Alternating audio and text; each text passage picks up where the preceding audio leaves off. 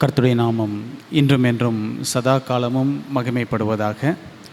கர்த்தருடைய பெரிதான கிருபையினால் மீண்டும் ஒரு ஓய்வு நாளை காணும்படியாய் கர்த்தர் நம்ம கிருபை செய்திருக்கிறார். அவருக்கே துதியும் கனமும் மகிமையும் ஏறெடுப்போமாக.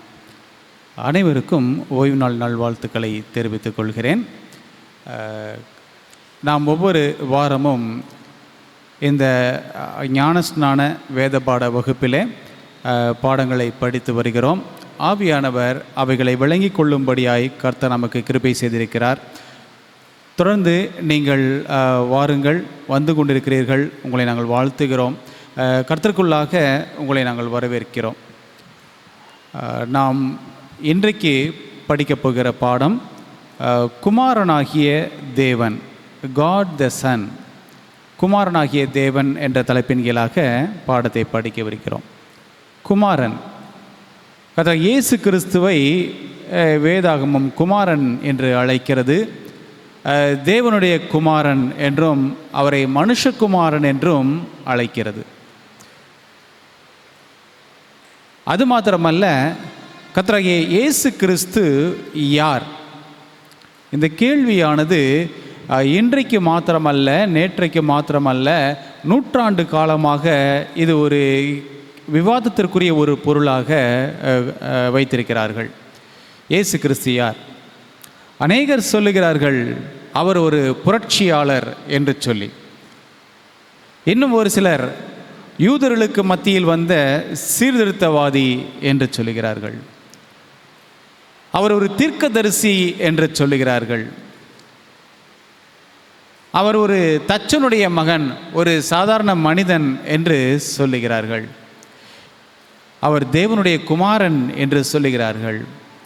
அவர் தேவன் என்று சொல்லுகிறார்கள். உண்மையில் இந்த இயேசு கிறிஸ்து யாராக இருக்கிறார்? அதைத்தான் இன்றைக்கு நாம் படிக்கவிருக்கிறோம். அது மாத்திரமல்ல, இந்த பாடமானது நம்முடைய வாழ்க்கையிலே மிக முக்கியமான ஒரு பங்கு வகிக்கிறது. ஏனென்று சொன்னால், இன்றைக்கும் கர்த்தர் இயேசு கிறிஸ்துவானவர் ஒரு மனிதன்தான் என்று சொல்லி வாதிடக்கூடியவர்களாகவும் அதற்காக ஆதாரங்களை தேடக்கூடியவர்களாகவும் காணப்படுகிறார்கள். அவர்களுக்கு மத்தியிலே இந்த இயேசு கிறிஸ்து யார் என்ற ஒரு தேடல் நமக்குள்ளாகவும் இருக்கிறது.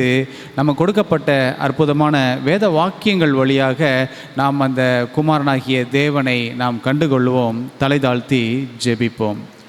இரங்கா சிங்காசனத்தில் வீற்றிருந்து மனுமக்களை கண்ணோக்கி பார்க்கும் எங்கள் அன்பு தெய்வமே, உம்முடைய சமூகத்திலே அமர்ந்திருந்து ஆண்டவரே உம்முடைய பாடங்களை கற்றுக்கொள்ளும்படியாக இந்த தருணங்களை கொடுத்ததற்காக ஸ்தோத்திரம் கர்த்தாவே. ஏதோ தலைவணங்கி இருக்கக்கூடிய ஒவ்வொரு பிள்ளைகளுக்காக நாங்கள் ஜெபிக்கிறோம். கர்த்ததாமே உம்முடைய வெளிப்பாடுகளை வெளிப்படுத்தி கொடுத்து இன்னும் அதிகமாய் உமோடு நெருங்கி சேர்ந்து உம்முடைய ராஜ்யம் வந்தடைவதற்கு கர்த்தர் எங்களுக்கு கிருபை செய்ய வேண்டுமாய் கெஞ்சுகிறோம். ஆண்டவரே, இந்த பாடம் படிக்கும் பொழுது கர்த்தர் எங்களோடு பேசும்படியாய் நாங்கள் கெஞ்சுகிறோம். எங்களுடைய மனக்கதவுகளை திறந்திருக்கிறோம். நீர் எங்களோடு பேசும், எங்களோடு உறவாடும் காரியங்களை வெளிப்படுத்தும்படியாய் எங்கள் கர்த்தரும் இரட்சகருமான இயேசு கிறிஸ்துவின் இன்ப நாமத்தில் ஜெபிக்கிறோம் எங்கள் ஜீவன் நல்ல பிதாவே, ஆமேன்.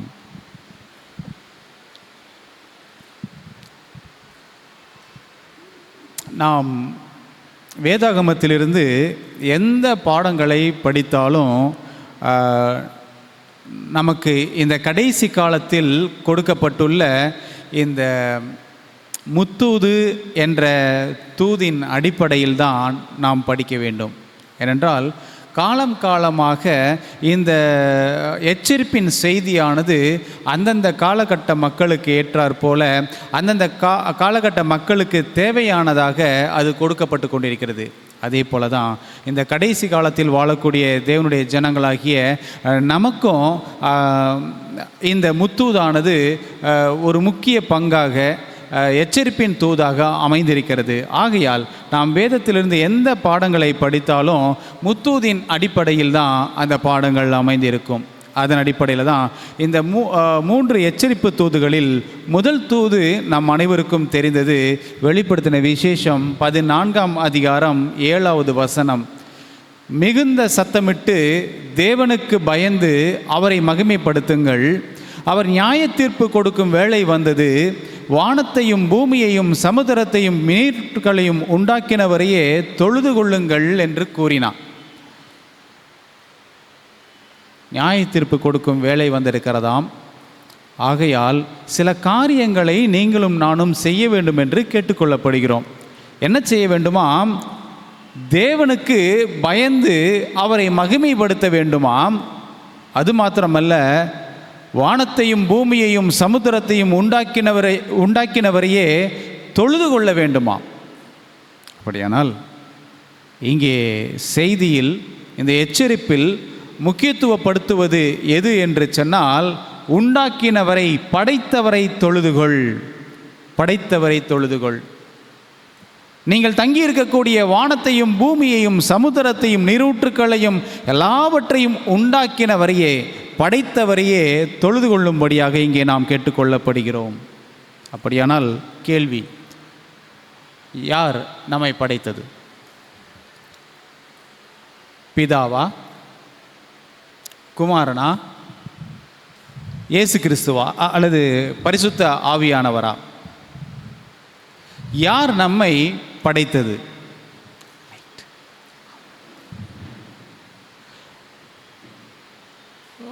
இந்த கேள்வியில் எல்லோருக்கும் ஒரு குழப்பம் இருக்கிறது. நம்மை படைத்தது, இந்த உலகத்தை படைத்தது பிதா என்று சொல்லுவதா, குமாரன் என்று சொல்லுவதா, பரிசுத்த ஆவியானவர் என்று சொல்லுவதா, அல்லது மூன்று பேருமே இணைந்து இந்த காரியத்தை செய்தார்களா? வேதாகமம் என்ன சொல்லுகிறது என்று பார்ப்போம். எபிரேயர் 11ஆம் அதிகாரம் 3வது வசனத்திற்குள்ளாக நம்முடைய கவனத்தை திருப்புவோம். விசுவாசத்தினாலே நாம் உலகங்கள் தேவனுடைய வார்த்தையினால் உண்டாக்கப்பட்டதென்றும், இவ்விதமாய் காணப்படுகிறவைகள் தோன்றப்படுகிறவைகளால் உண்டாகவில்லை என்றும் அறிந்திருக்கிறோம். நாம் காணக்கூடிய காரியங்கள் எதுவாயிருந்தாலும் சரிதான், அவைகள் இன்னொன்றை உருவாக்கவில்லை. யார் உருவாக்கினார் என்று சொன்னால், தேவனுடைய வார்த்தையினால் இந்த உலகமானது உண்டாக்கப்பட்டிருக்கிறது என்று சொல்லி பார்க்கிறோம். அப்படியானால் தேவனுடைய வார்த்தையினால் இது உண்டாக்கப்பட்டிருக்கிறது. தேவன் என்று சொன்னால் அங்கே மூன்று பேரை நாம் பார்க்கிறோம். பிதா, குமாரன், பரிசுத்த ஆவியானவர் என்று சொல்லி. இதில் தேவன் யார்? இன்னும் வேதாகமத்தை ஆழமாக படித்தோம் என்று சொன்னால், யோவான் 1ஆம் அதிகாரம் 1வது வசனம், ஆதியிலே வார்த்தை இருந்தது, அந்த வார்த்தை தேவனிடத்தில் இருந்தது, அந்த வார்த்தை தேவனாய் இருந்தது. 2வது வசனம், அவர் ஆதியிலே தேவனோடு இருந்தார். 3வது வசனம், சகலமும் அவர் மூலமாய் உண்டாயிற்று, உண்டானதொன்றும் அவராலே அல்லாமல் உண்டாகவில்லை. யாரை பற்றி பேசுகிறது? ஆதியிலே ஒன்று இருந்ததாம். அது என்ன இருந்தது? வார்த்தை இருந்தது. அந்த வார்த்தை எங்கே இருந்தது? அது தேவனிடத்தில் இருந்தது. அந்த வார்த்தை எப்படி இருந்தது? அந்த வார்த்தை தேவனாய் இருந்தது. அந்த வார்த்தை என்று சொல்லப்பட்ட அந்த வார்த்தையானது எப்படி இருந்தார் என்று சொன்னால், 2ஆம் வசனம் சொல்லுகிறது, அவர் தேவனோடு இருந்தார். அப்படியானால் அங்கே வெறும் வார்த்தை என்று அக்ரியினாலே அது சொல்லப்பட்ட போதிலும், அது மீண்டும் சொல்லப்படும் போது அது உயர்திணையில் அது அவர் என்று சொல்லப்பட்டிருக்கிறது. அவர் தேவனோடு இருந்தார். அநேகர் நினைத்துக் கொள்ளுகிறார்கள், தேவனுடைய வார்த்தை தான் அந்த வார்த்தை, அல்லது பிதாவானவர் பேசுகிற அந்த வார்த்தை என்று சொல்லுகிறார்கள். ஆனால் வேதம் தெளிவாக சொல்லுகிறது, அந்த வார்த்தை என்பது தனியாக இருக்கிறது. அது பிதாவினுடைய வாயிலிருந்து வரக்கூடிய வார்த்தையாக அங்கே சொல்லப்படவில்லை. அந்த வார்த்தை தேவனிடத்தில் இருந்தது. அப்புறம் சொல்லுது, அது தேவனோடு இருந்தார், அவரோடு கூட இருந்தார் என்று சொல்லுகிறது. அந்த வார்த்தை என்பது வெறும் சொல்லாக அல்ல, அவராக இருந்தார். அவர் தேவனாகவே இருந்தார். அது வெறும் வார்த்தையாக இருந்திருந்தால் அது பிதாவினுடைய வாயில் உள்ள வார்த்தை என்று சொல்லலாம். ஆனால் இங்கே சொல்லியிருக்கிறார், அவர் தேவனோடு இருந்தார், அவர் தேவனாய் இருந்தார். அப்போ தேவனாய் இருந்தவர் தேவன் எப்படி இன்னொருத்தருடைய வாய்க்குள்ள இருக்க முடியும்? ஸோ அப்போ இந்த தேவனுக்கு இன்னொரு பேர் என்னன்னா வார்த்தை. ஸோ வார்த்தை என்பது அவருடைய நாமம். இயேசு கிறிஸ்து என்பது அவருடைய நாமம் என்பது போல அந்த வார்த்தை என்பதும் அவருக்கு கொடுக்கப்பட்ட நாமம் என்பதாக நாம் பார்க்கிறோம். அப்படியானால் இங்கே யோவான் பக்தன் பேசுகிறான், என்ன சொல்கிறான் அப்படின்னா, அந்த தேவனோடு இருந்தவர், தேவனாக இருந்தவர் சகலத்தையும் உண்டாக்கினார். சகலமும் அவர் மூலமாய் உண்டானது, அவர் இல்லாமல் உண்டாகவில்லை. அப்படியானால் இங்கே இயேசு கிறிஸ்துவானவர் இந்த உலகத்தை உண்டாக்கினவர், அதற்கு மூல காரணமாக இருந்தவர், அவரே படைத்தார் என்பதாக இங்கே வேதம் சாட்சியிடுவதை நாம் பார்க்கிறோம். நம்ம எல்லாருக்கும் தெரியும், பிதாவானவர் இந்த பூமியை படைத்தார், பிதாவானவர் சகலத்தையும் உண்டாக்கினார். இதில் யாருக்குமே மாற்று கருத்து கிடையாது. ஆனால் இதில் இயேசு கிறிஸ்துவானவருடைய பங்கு என்ன? நம்முடைய பாடமும் இன்றைக்கு என்ன அப்படின்னா, இயேசு கிறிஸ்துவானவர் யார்? அவர் தேவனா, தேவனாகிய கர்த்தரா என்று சொல்லி பார்க்கும்போது வேதம் மிக தெளிவாக சாட்சியிடுகிறது. அவர் பிதாவோடு இருந்தவர், வார்த்தை என்ற பெயரில் இருந்தவர், அவர் தேவனோடு இருந்தவர், தேவனாகவே இருந்தவர். அந்த வார்த்தை தேவனாய் இருந்தது. அவர் சகலத்தையும் உண்டாக்கினார், அவர் அல்லாமல் அது எதுவுமே உண்டாகவில்லை. 1 கொரிந்தியரில் பவுல் பேசும்போது இப்படியாக சொல்லுகிறார். 1 கொரிந்தியர் 8ஆம் அதிகாரம் 6வது வசனம், பிதாவாகிய ஒரே தேவன் நமக்கு உண்டு, அவராலே சகலமும் உண்டாயிருக்கிறது, அவருக்கென்று நாமும் உண்டாயிருக்கிறோம், இயேசு கிறிஸ்து என்னும் ஒரே கர்த்தரும் நமக்கு உண்டு, அவர் மூலமாய் சகலமும் உண்டாயிருக்கிறது, அவர் மூலமாய் நாமும் உண்டாயிருக்கிறோம். 2 விஷயங்கள் இங்கே ஒரு சேர சொல்லப்பட்டிருக்கிறது. பிதாவாகிய ஒரே தேவன் நமக்கு உண்டு, அவராலே சகலமும் உண்டாயிருக்கிறது. இந்த வசனம் இதோடு நிறுத்தி இருந்தால் பரவாயில்ல. நமக்கு ஒரு தேவன் உண்டு, அவர் பிதா, அவர்தான், அவர் மூலமாக தான் சகலமும் உண்டானது, அதோடு முடிஞ்சிருந்தா பரவாயில்ல. அடுத்து சொல்றாரு, இயேசு கிறிஸ்து என்னும் ஒரே கர்த்தரும் நமக்கு உண்டு, இயேசு கிறிஸ்து என்னும் ஒரே கர்த்தரும் நமக்கு உண்டு. ஒரு கேள்வி, கர்த்தர்னா என்ன? கர்த்தா, சிருஷ்டித்தவர். கர்த்தா, கர்த்தர் அப்படிங்கிற வார்த்தைக்கு கிரியேட்டர். அப்போ இங்கே என்ன சொல்றாரு? இயேசு கிறிஸ்து என்னும் ஒரே கர்த்தரும் நமக்கு உண்டு. அப்படியானால் இயேசு கிறிஸ்து என்னும் படைப்பாளி, படைக்கிறவர், உண்டாக்குகிறவர் நமக்கு உண்டு. இதுக்கு முன்னாடி ஒரு லைனில் என்ன சொல்லியிருந்துச்சு? பிதாவாகிய ஒரு தேவன் நமக்கு உண்டு, அவரும் சகலத்தையும் உண்டாக்கி இருக்கிறார். அப்போ இந்த வசனம் சொல்லுது, பிதாவும் கர்த்தர், பிதாவும் உண்டாக்கக்கூடியவர், பிதாவும் படைக்கக்கூடியவர், அடுத்து இயேசு கிறிஸ்துவும் படைக்கிறவர், அவரும் கர்த்தர். அப்போ பிதாவும் கர்த்தர், இயேசு கிறிஸ்துவும் கர்த்தர். அப்போ 2 பேருமே கர்த்தர், 2 பேருமே தேவன், 2 பேருமே சமமானவர்கள். இதில் நீங்களும் நானும் எப்படி 2 பேரையும் பிரித்து பார்ப்போம்? இந்த உலகம் பிரித்து பார்க்க முயற்சி செய்கிறது. பிதாவானவரை மேலாகவும் குமாரனானவரை கீழாகவும் வைத்து இருவரையும் பிரித்து பார்க்க முயற்சி செய்கிறது. ஆனால் வேத வசனம் விடவில்லை. அது சொல்லுகிறது, பிதாவாகிய தேவன் நமக்கு உண்டு, இயேசு கிறிஸ்து என்னும் கர்த்தரும் நமக்கு உண்டு, அவர் மூலமாய் சகலமும் உண்டாயிருக்கிறது, அவர் மூலமாய் நாமும் உண்டாயிருக்கிறோம். எவர் மூலமாய்? இயேசு கிறிஸ்து மூலமாய். சரி, இயேசு கிறிஸ்து மூலமாய் நாமும் உண்டாயிருக்கிறோம். நம்முடைய எச்சரிப்பின் தூது, முதல் தூது என்ன சொன்னுச்சு?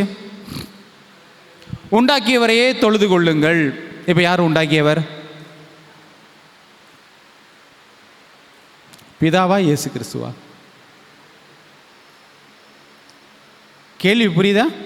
உண்டாக்கியவரே தொழுதுகொள் என்பது இந்த கடைசி காலத்துக்கான எச்சரிப்பின் செய்தி. அப்போ உண்டாக்கியவரே தொழுதுகொள்னா யார் உண்டாக்கியவர்? வசனம் சொல்லுகிறது, பிதா என்ற உண்டாக்கியவரும் உண்டு, இயேசு கிறிஸ்து என்னும் உண்டாக்கியவரும் உண்டு, இருவருமே கர்த்தர் நமக்கு உண்டு. அடுத்து நான் சொல்றது, அவர் மூலமாய் நாமும் உண்டாயிருக்கிறோம். எவர் மூலமாயின்னு இந்த வசனம் சொல்லுது? இந்த வசனம் இப்போ அவர் மூலமாய் நாமும் உண்டாயிருக்கிறோம்னு சொல்லியிருக்கு இல்லையா? இந்த அவர்ன்றது இப்போ யார்? ஏன்னா அந்த வசனத்துக்கு அந்த வரிக்கு முந்தின வரி சொல்லுது, இயேசு கிறிஸ்து என்னும் ஒரே கர்த்தரும் நமக்கு உண்டு, அவர் மூலமாய் சகலமும் உண்டாயிருக்கிறது, அவர் மூலமாய் நாமும் உண்டாயிருக்கிறோம். அப்போ இயேசு கிறிஸ்து மூலமாய் சகலமும் உண்டாயிருக்கிறது, இயேசு கிறிஸ்து மூலமாய் நாமும் உண்டாயிருக்கிறோம். அப்போ உண்டாக்கியவர் யார்? இயேசு கிறிஸ்து. சரி, அப்போ பிதா? நல்லா கவனிங்க.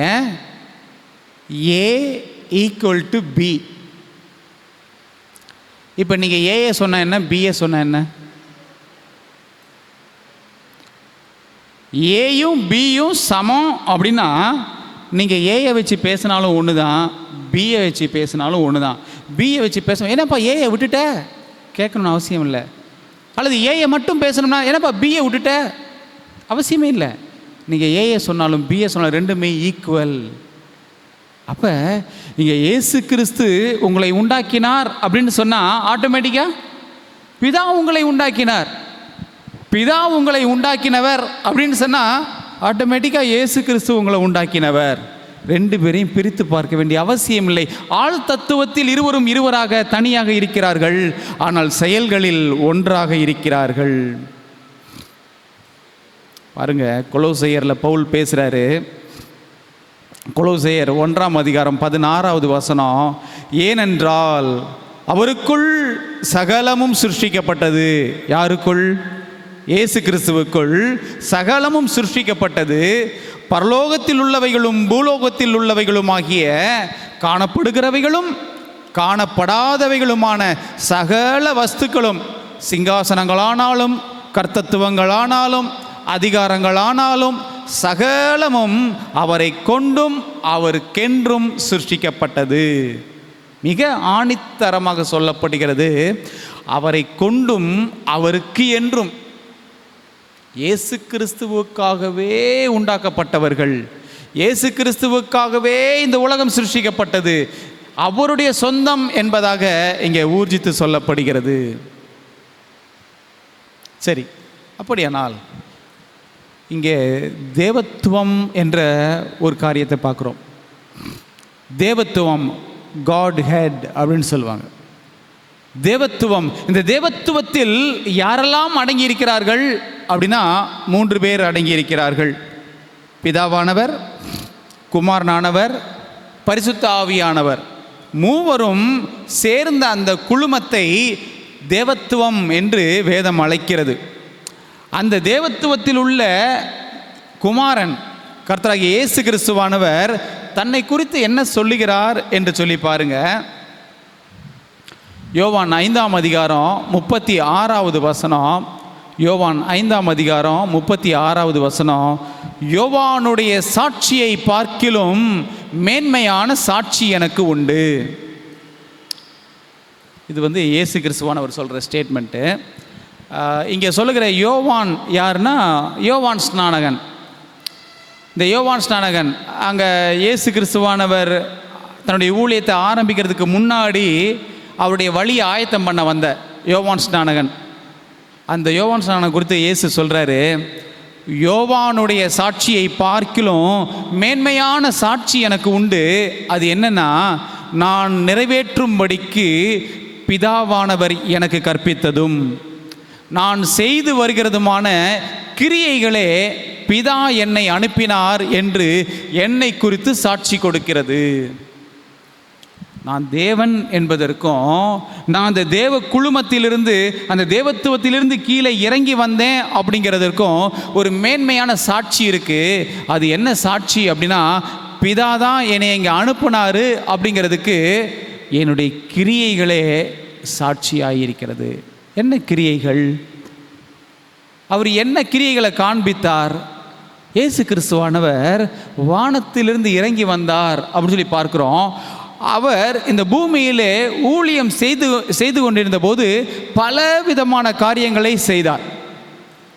அதில் முக்கியமான காரியம், செத்தவனை உயிரோட கொண்டு வந்தார். இறந்தவனை உயிரோட கொண்டு. இது சாத்தியமா? சாத்தியமில்லாத ஒரு காரியம். ஒருவன் இறந்து விட்டால் அவனை மீண்டும் உயிர்ப்பிப்பது மிக மிக கடினமான ஒரு காரியம். அது முடியவே முடியாது. ஆனால் அதை இயேசு கிறிஸ்துவானவர் செய்தார். ஸோ இயேசு கிறிஸ்துவனுடைய கிரியைகளே அவருக்கு, அவர் பிதாவினிடத்திலிருந்து வந்தார் என்று சாட்சி கொடுக்கப்பட்டிருக்கிறது. அடுத்த வசனம் பாருங்க. என்னை அனுப்பின பிதா தாமே என்னை குறித்து சாட்சி கொடுத்திருக்கிறார்.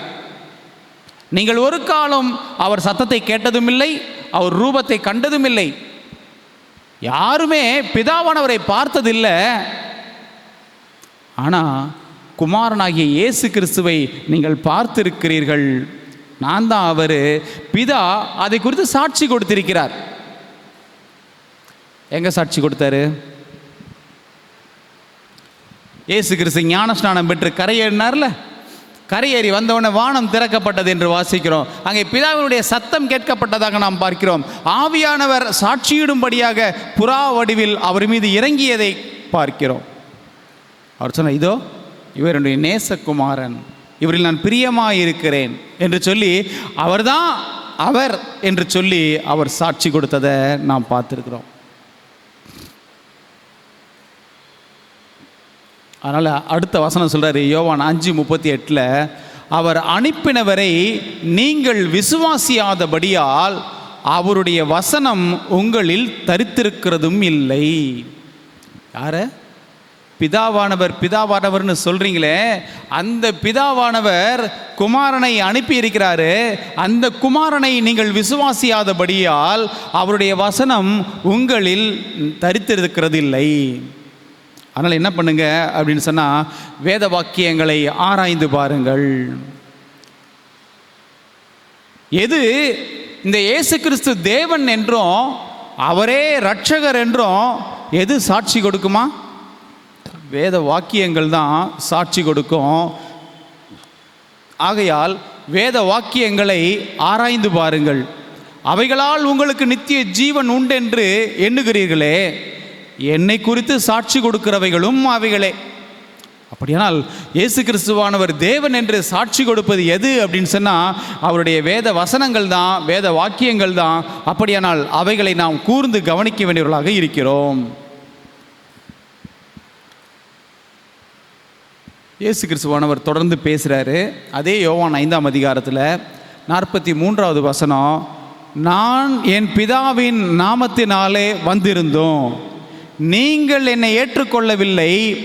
வேறொருவன் தன் சுய நாமத்தினாலே வந்தால் அவனை ஏற்றுக்கொள்ளுவீர்கள். நான் பிதாவின் நாமத்தினால நான் வந்திருக்கிறேன், என்னை நீங்கள் ஏற்றுக்கலை. ஆனால் எவன் பேரை சொல்லி எவனாவது வந்தால் அதெல்லாம் நீங்கள் ஏற்றுக்குவீங்க, நான் சொல்கிறத நீங்கள் கேட்க மாட்டீங்க அப்படின்னு சொல்கிறார்.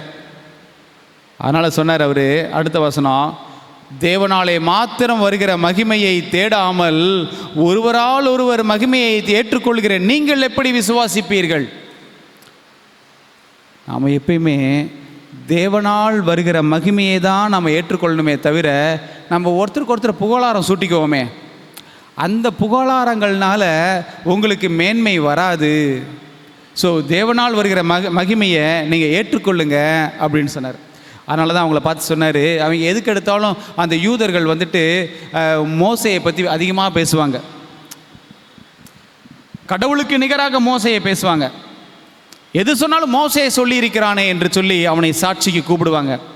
கர்த்தர் அவங்கள பார்த்து சொன்னார், 45வது வசனம், பிதாவினிடத்தில் நான் உங்கள் மேல் குற்றஞ்சாட்டுவேன் என்று நினையாதிருங்கள். நாளை பின்னைக்கு நான் பிதாவோடு நான் இறங்கி வரும்போது உடனே பிதாவுக்கிட்ட நான் வந்துட்டு நான் அன்னைக்கு போனேன், இவங்க யாருமே ஏற்றுக்கலை, என் பேச்சை யாருமே கேட்கலை அப்படின்னு நான் குற்றப்படுத்துவேன் நினைக்காதீங்க. உங்கள் பேரில் குற்றம் சொல்கிறது யார் அப்படின்னா, நீங்கள் நம்புகிற மோசையே குற்றம் சாட்டுவான். நீங்கள் நம்புகிற உங்கள் மோசே உங்களை குறித்து குற்றம் சாட்டுவான் அப்படின்னு சொன்னார். அடுத்த வசனம் 46வது வசனம், நீங்கள் மோசேயை விசுவாசித்தீர்களானால் என்னையும் விசுவாசிப்பீர்கள், அவன் என்னை குறித்து எழுதியிருக்கிறானே. அவங்க அதிகமாக மோசையை பற்றி பேசிக்கொண்டே இருந்தார்கள். மோசையினுடைய பிரமாணங்களை எடுத்து பேசினார்கள், மோசை எழுதிய வார்த்தைகளை குறித்து பேசினார்கள். ஆனால் அந்த மோசே யாரை குறித்து எழுதினானோ, அந்த மோசே யாரை குறித்து சொன்னானோ, அவர் வந்து நிற்கும்போது அவரை ஏற்றுக்கொள்ளவில்லை. ஆனால் அந்த மோசே என்னை குறித்து தான்ப்பா எழுதியிருந்தான்.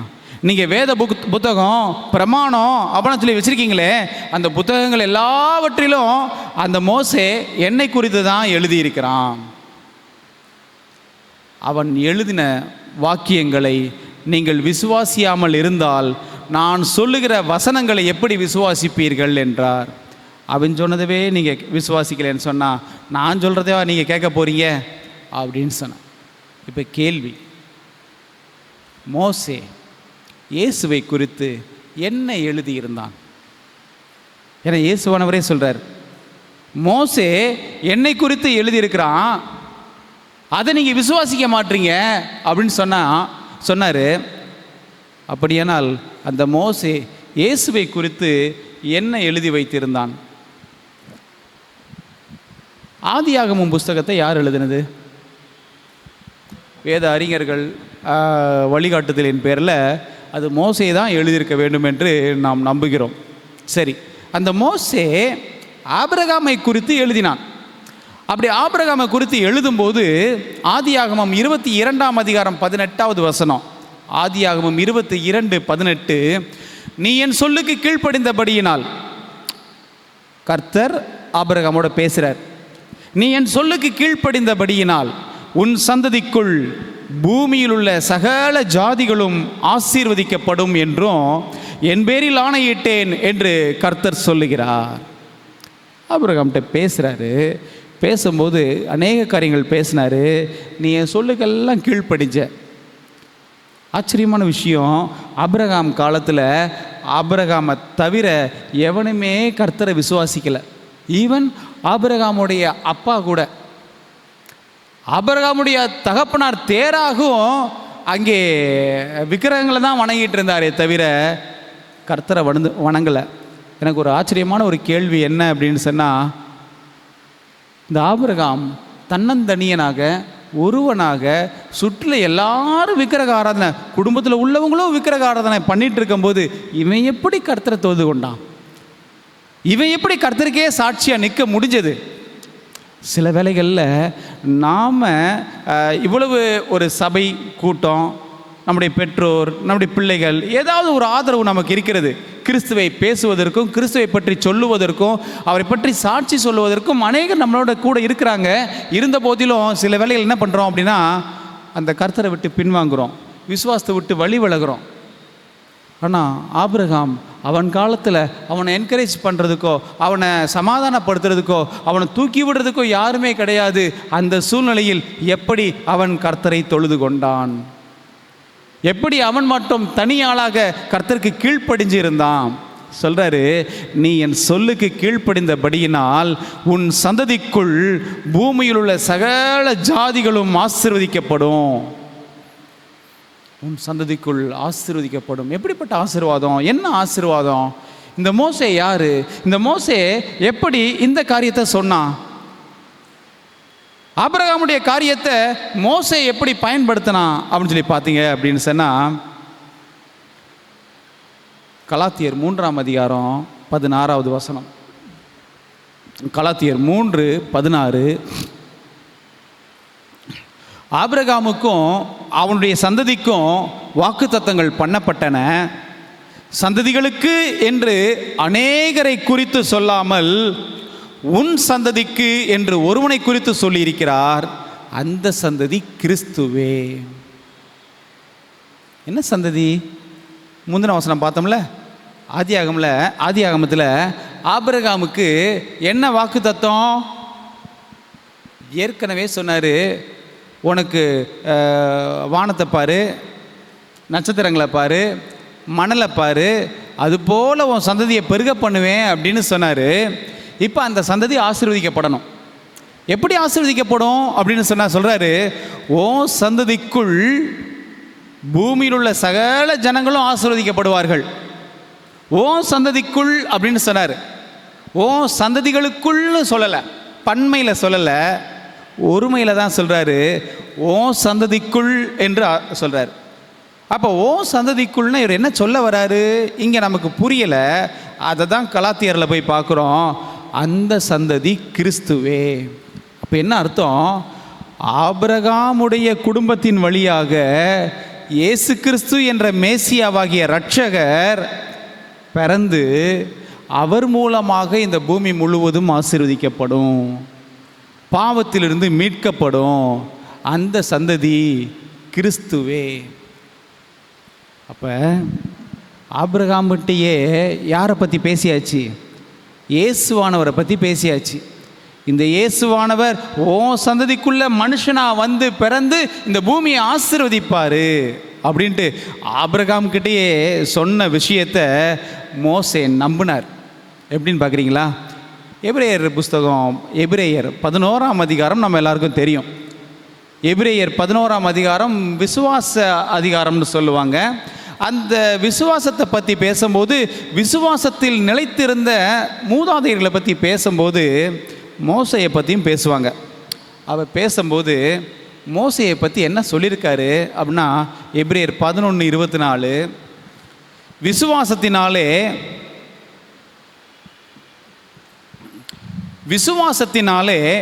மோசே தான் பெரியவன் ஆனபோது பார்வோனுடைய குமாரத்தியின் மகன் எண்ணப்படுவதை வெறுத்து. இந்த கதை நம்ம எல்லாருக்கும் தெரியும். மோசே யார் அப்படின்னு சொல்லிட்டு. இந்த மோசே ஏற்கனவே எபிரேய குடும்பத்தில் பிறந்தவன். ஆனால் இவங்க எங்கே இருக்கிறாங்க? எகிப்தில் அடிமையாக இருக்கிறாங்க. அப்படி இருக்கிற காலத்தில் தான் இவன் மோசே பிறந்தார். ஆனால் அந்த காலத்தில் இந்த யூத ஜனங்கள், எபிரேய ஜனங்கள் அதிகமாக பெருகிறாங்க அப்படின்னு சொல்லிட்டு, எங்கடா நம்ம ராஜ்யத்தையும் பிடுங்கிடுவாங்களோ அப்படின்னு சொல்லிட்டு அந்த எகிப்தின் ராஜா என்ன பண்ணிடுறாரு, இனிமேட்டு அந்த குடும்பத்தில், அந்த எபிரேய குடும்பங்களுக்கு ஆண் பிள்ளை பிறந்தாக்கா கொண்டு போட்டுருங்க அப்படின்னு சொல்லிட்டார்.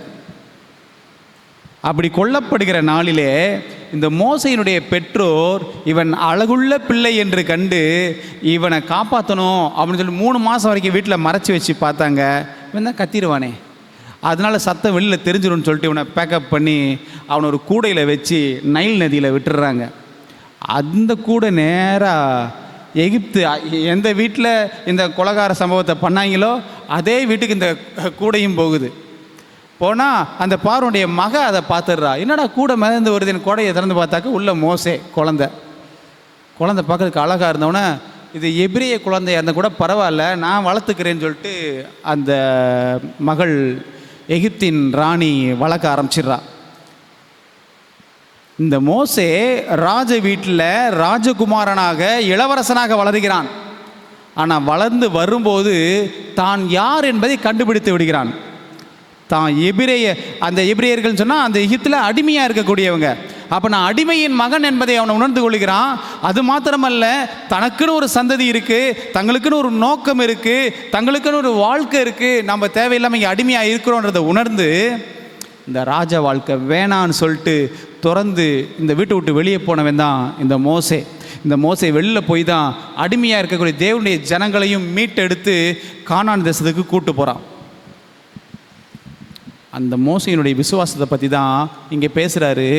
விசுவாசத்தினாலே மோசே தான் பெரியவனான போது பார்வோனுடைய குமாரத்தின் மகன் என்னப்படுவதை வெறுத்து அநித்தியமான பாவ சந்தோஷங்களை அனுபவிப்பதை பார்க்கிலும் தேவனுடைய ஜனங்களோட துன்பத்தை அனுபவிப்பதையே தெரிந்து கொண்டு இனிவரும் பலன் மேல் நோக்கமாயிருந்து எகிப்தில் உள்ள பொக்கிஷங்களிலும் கிறிஸ்துவ நிமித்தம் வரும் நிந்தையை அதிக பாக்கியம் என்று எண்ணினான். மோசே காலத்தில் இயேசு கிறிஸ்துவோடைய பேர் தெரியுமா? பழைய ஏற்பாடு காலம். பழைய ஏற்பாடு காலத்தில் இயேசு கிறிஸ்துவை பற்றி பேர் தெரியாது. ஆனால் இங்கே போட்டிருக்கு, அவன் எகிப்தின் பொக்கிஷங்கள் மீது சிங்காசனத்தின் மீது ஆசை வைக்காம கிறிஸ்துவின் நிமித்தம் கிறிஸ்துவை ஏற்றுக்கொள்ளுவதனால் வரக்கூடிய பலனை அனுபவிக்கிறதுக்கு ரெடி ஆகிட்டான். இவனுக்கு எப்படி கிறிஸ்துவை பற்றி தெரியும் அப்படின்னா, அவனுக்கு மேசியாவை பற்றி தெரியும். மேசியா யார்? இயேசு கிறிஸ்து தான் மேசியா. மேசியானா என்ன? இந்த உலகத்தின் இரட்சகர். அப்போ இந்த இரட்சகர் இனி வருங்காலத்தில் பிறக்க போகிறாரு. நம்முடைய யூத ஜனத்தில் தான் பிறக்க போகிறாரு. அவர் பிறந்தது நிமித்தமாக தான் இந்த உலகம் சுபிட்சமாக போகுது, ரட்சிப்படைய போகுதுங்கிறத அவன் அன்றைக்கே விசுவாசித்தான். ஸோ மோசே அவன் யாரை பற்றி எழுதி வைத்திருக்கிறான்? கர்த்தர் இயேசு கிறிஸ்து என்னும் இரட்சகரை பற்றி அவன் எழுதி வைத்திருக்கிறான். அப்போ இயேசு கிறிஸ்து என்ற ஒரு இரட்சகர் இந்த யூதர்கள் வழியாய் பிறக்கப் போகிறார். அவர் மூலமாக இந்த உலகம் ரட்சிப்படைய போகிறது என்பதை மோசே எழுதியிருந்தார். அந்த மோசே எழுதின விஷயத்தை தான் இந்த யூதர்கள் கையில் வச்சுக்கிட்டு ஆனால் மனசால ஏற்றுக்கலை. அதனால தான் அந்த யூதர்கள் இயேசுவை கொலை செய்தார்கள். இன்னும் இந்த மோசே இயேசுவை பற்றி என்ன சொன்னான் அப்படின்னு சொன்னால், உபாகமம் 18:15 வசனம். உபாகமம் 18:15 வசனம். உன் தேவனாகிய கர்த்தர் என்னை போல ஒரு தீர்க்கதரிசியை உனக்காக உன் நடுவே உன் சகோதரரிலிருந்து எழும்ப பண்ணுவார், அவருக்கு செவி கொடுப்பீர்களாக. அப்பொழுது கர்த்தர் என்னை நோக்கி, அவர்கள் சொன்னது சரியே, உன்னை போல ஒரு தீர்க்கதரிசியை நான் அவர்களுக்காக அவர்கள் சகோதரரிலிருந்து எழும்ப பண்ணி என் வார்த்தைகளை அவர் வாயில் அருளுவேன், நான் அவருக்கு கற்பிப்பதையெல்லாம் அவர்களுக்கு சொல்லுவார். கர்த்தர் மோசையை கொண்டு ஒரு தீர்க்க தரிசனம் சொல்கிறார். என்ன தீர்க்க தரிசனம்னா, இந்த யூதர்களுக்கு மத்தியில் நான் ஒரு தீர்க்கதரிசியை எழுப்புவேன். அந்த தீர்க்கதரிசி அவர்கள் மத்தியில் எழும்பி அவர்களுக்காக நான் என்னெல்லாம் அவருக்கு சொல்லி கொடுத்தனோ அதையெல்லாம் அவர்களுக்கு போதிப்பார் அப்படின்ட்டு மோசே வழியாக இயேசு கிறிஸ்து வருவார் அப்படிங்கிறத முன்னமே சொல்கிறார். ஸோ அந்த இயேசு கிறிஸ்துவை குறித்து தான் இந்த மோசே சாட்சியிட்டான். இந்த உலகத்தின் இரட்சகர் அவர் யார் அப்படின்னா, வெறும் மனுஷன்ல இருந்து பிறக்க மாட்டார். அங்கே பிதாவுக்கிட்ட இருந்து தேவனாக இருந்தவர் கீழே இறங்கி வந்து மனுஷனாக பிறப்பார் அப்படின்ட்டு மோசே ஏற்கனவே சொன்னது மாத்திரமல்ல, அதை விசுவாசித்தான். ஆனால் அந்த யூதர்கள் என்ன நினச்சாங்க அப்படின்னா, இவன் வெறும் தச்சனுடைய மகன் தானே, இவங்க குடும்பம் தான் நம்ம குடும்பத்தோட தானே கூட இருந்துச்சு, இவன் எப்படி திடீர்னு தேவகுமாரனாக வருவான் அப்படின்னு சொல்லி அவங்க கேள்வி எழுப்புனாங்க. அந்த கேள்வியை தான் இன்றைக்கும் எழுப்பிட்டுருக்காங்க. இந்த இயேசு கிறிஸ்து வெறும் மனுஷன் தானே, யோசேப்புக்கும் மரியாளுக்கும் பிறந்தவர் தானே, இவர் எப்படி தேவகுமாரனாக ஆக முடியும் அப்படின்னு கேட்குறாங்க. ஆனால் இங்கே அன்னைக்கே மோசே சொன்னால், கர்த்தர் ஒரு தீர்க்கதரிசியை உங்களுக்குள்ளே எழுப்புவார், அவர் வானத்திலிருந்து இறங்கி வருவார், பிதாவினிடத்திலிருந்து அவர் இறங்கி வருவார், பிதா அவரை அனுப்புவார் அப்படின்னு சொல்லிட்டு மிக ஊர்ஜிதமாக சொல்கிறார். சரி, இன்னொன்று, இந்த இயேசு கிறிஸ்துவை குறித்து தேவன் என்ன சொன்னார்? இது வரைக்கும் என்ன பார்த்தோம்? இந்த இயேசு கிறிஸ்துவை குறித்து இயேசு கிறிஸ்து தானே என்ன சொன்னார்னு பார்த்தோம், மோசே என்ன சொன்னார்னு பார்த்தோம். இப்போ தேவன் இந்த இயேசு கிறிஸ்துவை என்னன்னு சொல்கிறாருன்னு பார்ப்போம். பிலிப்பியர் 2ஆம் அதிகாரம் 6வது வசனத்திலேருந்து, பிலிப்பியர் 2ஆம் அதிகாரம் 6வது வசனத்திலேருந்து, அவர் தேவனுடைய ரூபமாயிருந்தும் தேவனுக்கு சமமாயிருப்பதை கொள்ளையாடின பொருளாக எண்ணாமல் தம்மைத்தாமே வெறுமையாக்கி அடிமையின் ரூபம் எடுத்து மனுஷர் சாயலானார். யார் தேவனுடைய ரூபமாயிருந்தோம்? இயேசுவானவர் தேவன் மாதிரியே இருந்தோம், தேவனுக்கு சமமாக இருந்தோம். அதை கொள்ளையாடின பொருளாக எண்ணாமல் தம்மைத்தாமே வெறுமையாக்கி அடிமையின் ரூபம் எடுத்து மனுஷர் சாயலானார். அப்போ தேவன் மனுஷர் சாயலானார். இவர் வெறும் மனிதன் மாத்திரமல்ல, இவர் ஏற்கனவே தேவனாக இருந்தவர், பிதாவுக்கு சமமாக இருந்தவர். இப்போது அவர் மனுஷனாக கீழே இறங்கி வருகிறார். ஸோ அடிமையின் ரூபம் எடுத்து மனுஷர் சாயலானார். அவர் மனுஷ ரூபமாய் காணப்பட்டு மரண பரியந்தம், அதாவது சிலுவையின் மரண பரியந்தமும் கீழ்ப்படிந்தவராகி தம்மைத்தாமே தாழ்த்தினார். ஸோ இயேசுவானவர் இங்கே யார் என்று குறிப்பிடப்படுகிறார் என்று சொன்னால் தேவன் என்று குறிப்பிடப்படுகிறார். அந்த தேவன் மனுஷர் சாயலானார், நம் மத்தியிலே அவர் இறங்கி வந்தார் என்று சொல்லி பார்க்கிறோம்.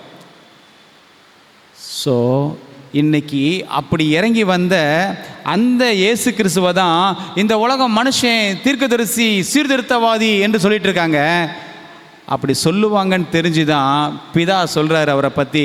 9வது வசனம், ஆதலால் தேவன், ஆதலால்னா அவர் இறங்கி வந்திருந்த போதிலும், மனுஷனாக கீழே வந்திருந்த போதிலும், ஆதலால் தேவன் எல்லாவற்றிற்கும் மேலாக அவரை உயர்த்தி இயேசுவின் நாமத்தில் வானோர் பூதலத்தோர் பூமியின் கீழானோருடைய முழங்கால் யாவும் முடங்கும்படிக்கு, யாருக்கு முன்பாக? இயேசு கிறிஸ்துவுக்கு முன்பதாக அனைவருடைய முழங்கால்களும் முடங்கும்படியாக அங்கே கட்டளையிடுகிறார். பிதாவாகிய தேவனுக்கு மகிமையாக இயேசு கிறிஸ்து கர்த்தர் என்று நாவுகள் யாவும் அறிக்கை பண்ணும்படிக்கும் எல்லா நாமத்திற்கும் மேலான நாமத்தை அவருக்கு தந்தருளினார்.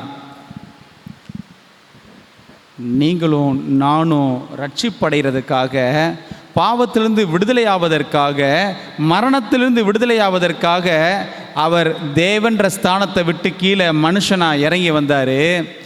அப்படி மனுஷனாக இறங்கி வந்தவரை நீங்களும் நானும் மனுஷனாக மட்டும் பார்க்கக்கூடாதுன்னு சொல்லிட்டு பிதாவாகிய தேவன் இந்த குமாரனை மகிமைப்படுத்தும்படியாக என்ன சொல்கிறாருன்னா, வானம் பூமி கீழே யார் இருந்தாலும் சரிதான், எல்லாருடைய முழங்கால்களும் அவருக்கு முன்பதாக முடங்க வேண்டும் என்று சொல்லி அவர் அங்கே சொல்லுகிறார். இன்னும் கூட பிதா எப்படி மகிமைப்படுத்துகிறாரு அப்படின்னு சொன்னால் இது ரொம்ப ஆச்சரியமாக இருக்கும். பிதாவானவர் பேசுகிறார். பேசும்போது சொல்கிறாரு, எபிரேயர் 1ஆம் அதிகாரத்தில் இதை பார்க்குறோம். எபிரேயர் 1ஆம் அதிகாரம் 1வது வசனத்திலிருந்து வாசிப்போம். பூர்வ காலங்களில் பங்கு பங்காகவும் வகை வகையாகவும் தீர்க்கதரிசிகள் மூலமாய் பிதாக்களுக்கு திருவுளம் பற்றின தேவன். தீர்க்கதரிசிகள் மூலமாக பிதா பேசுகிறாரு, பழைய ஏற்பாடு காலம் முழுவதிலும் பேசுகிறாரு. அப்படி பேசின தேவன் இந்த கடைசி நாட்களில் குமாரன் மூலமாய் நமக்கு திருவுளம் பற்றினார். ஸோ பழைய காலங்களில் தீர்க்கதரிசிகள் மூலமாக பேசினார், இப்போ குமாரன் மூலமாக பேசுகிறார். இவரை சர்வத்துக்கும் சுதந்திரவாளியாக நியமித்தார், இவரை கொண்டு உலகங்களையும் உண்டாக்கினார். இவர் அவருடைய மகிமையின் பிரகாசமும் அவருடைய தன்மையின் சொரூபமுமாயிருந்து சர்வத்தையும் தம்முடைய வல்லமையுள்ள வசனத்தினாலே தாங்குகிறவராய் தம்மாலே தாமே நம்முடைய பாவங்களை நீக்கும் சுத்திகரிப்பை உண்டு பண்ணி உன்னதத்தில் உள்ள மகத்துவமானவருடைய வலது பாரிசத்திலே உட்கார்ந்தார். பிதாவானவர் இயேசுவானவரை பற்றி ஒரு ஸ்டேட்மெண்ட். இந்த இயேசு கிறிஸ்துவை அவர் கடைசி காலத்தில் குமாரனாக அனுப்பிவிட்டு இந்த உலகத்துக்கான காரியங்களை சொல்ல வைக்கிறார். அப்படி அவர் சொல்ல வைக்கும்போது பிதா சொல்கிறாரு இந்த இயேசு கிறிஸ்துவை குறித்து,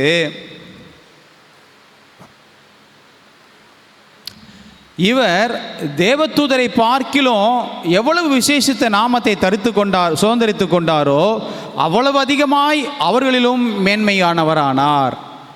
நம்ம பெருசாக பார்க்குறது யாரை பார்ப்போம்னா தேவதூதர்களை பார்ப்போம். அவங்க தேவனுக்கு பக்கத்தில் இருந்தே வேலை செய்யக்கூடியவங்க. அவங்கள அப்படி பார்க்கும்போது கர்த்தர் சொல்றாரு, அந்த தேவதூதர்களை காட்டிலும் இந்த இயேசு கிறிஸ்து ரொம்ப மேன்மையானவர் அப்படின்னு சொல்றார். எப்படின்னா, அவர் எப்படி மேன்மையானவர்? எப்படி எனில், நீர் என்னுடைய குமாரன், இன்று நான் உம்மை ஜெனிப்பித்தேன் என்றும், நான் அவருக்கு பிதாவாக இருப்பேன், அவர் எனக்கு குமாரனாக இருப்பார் என்றும் அவர் தூதர்களில் யாருக்காகிலும் எப்போதாகிலும் சொன்னதுண்டா? வேற யார்கிட்டையாவது நான் உன் தேவன், நீ என் குமாரன் அப்படின்ட்டு யார்கிட்டையாச்சும் சொல்லியிருக்காரா? யார்கிட்டையுமே சொன்னதில்லை. இந்த இயேசு கிறிஸ்துவுக்காக மாத்திரம்தான் அப்படி சொல்லியிருக்காரு. நீர் என்னுடைய குமாரன், நான் உன்னுடைய பிதா என்று சொல்லியிருக்கிறார். இப்போ உங்களுக்கு ஏதாவது ஒரு கேள்வி வருதா இந்த வசனத்தை பார்த்த உடனே? இன்று நான் உன்னை ஜெனிப்பித்தேன், நான் அவருக்கு பிதாவாக இருப்பேன், அவர் எனக்கு குமாரனாக இருப்பார் அப்படின்னு இந்த வசனம் சொல்லுது. இதில் உங்களுக்கு ஏதாவது கேள்வி தோணுதா? இது வரைக்கும் என்ன பார்த்தோம்? பிதாவும் இயேசு கிறிஸ்துவும் சமமானவங்க, ரெண்டு பேருமே தேவன், ரெண்டு பேருமே இந்த உலகத்தை உண்டாக்குனாங்க அப்படின்னு தானே பார்த்தோம். இப்போ இந்த வசனம் என்ன சொல்லுது? இன்று நான் உன்னை ஜெனிப்பித்தேன். ஜெனிப்பித்தேன் என்ன அர்த்தம்? பிறக்க பண்ணேன்.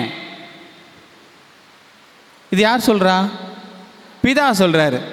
இன்று நான் உன்னை யாரை ஜெனிப்பித்தேங்கிறாரு? இயேசுவை ஜெனிப்பித்தேங்கிறாரு. நான் தான் உனக்கு அப்பா, நீ தான் எனக்கு குமாரன்றாரு.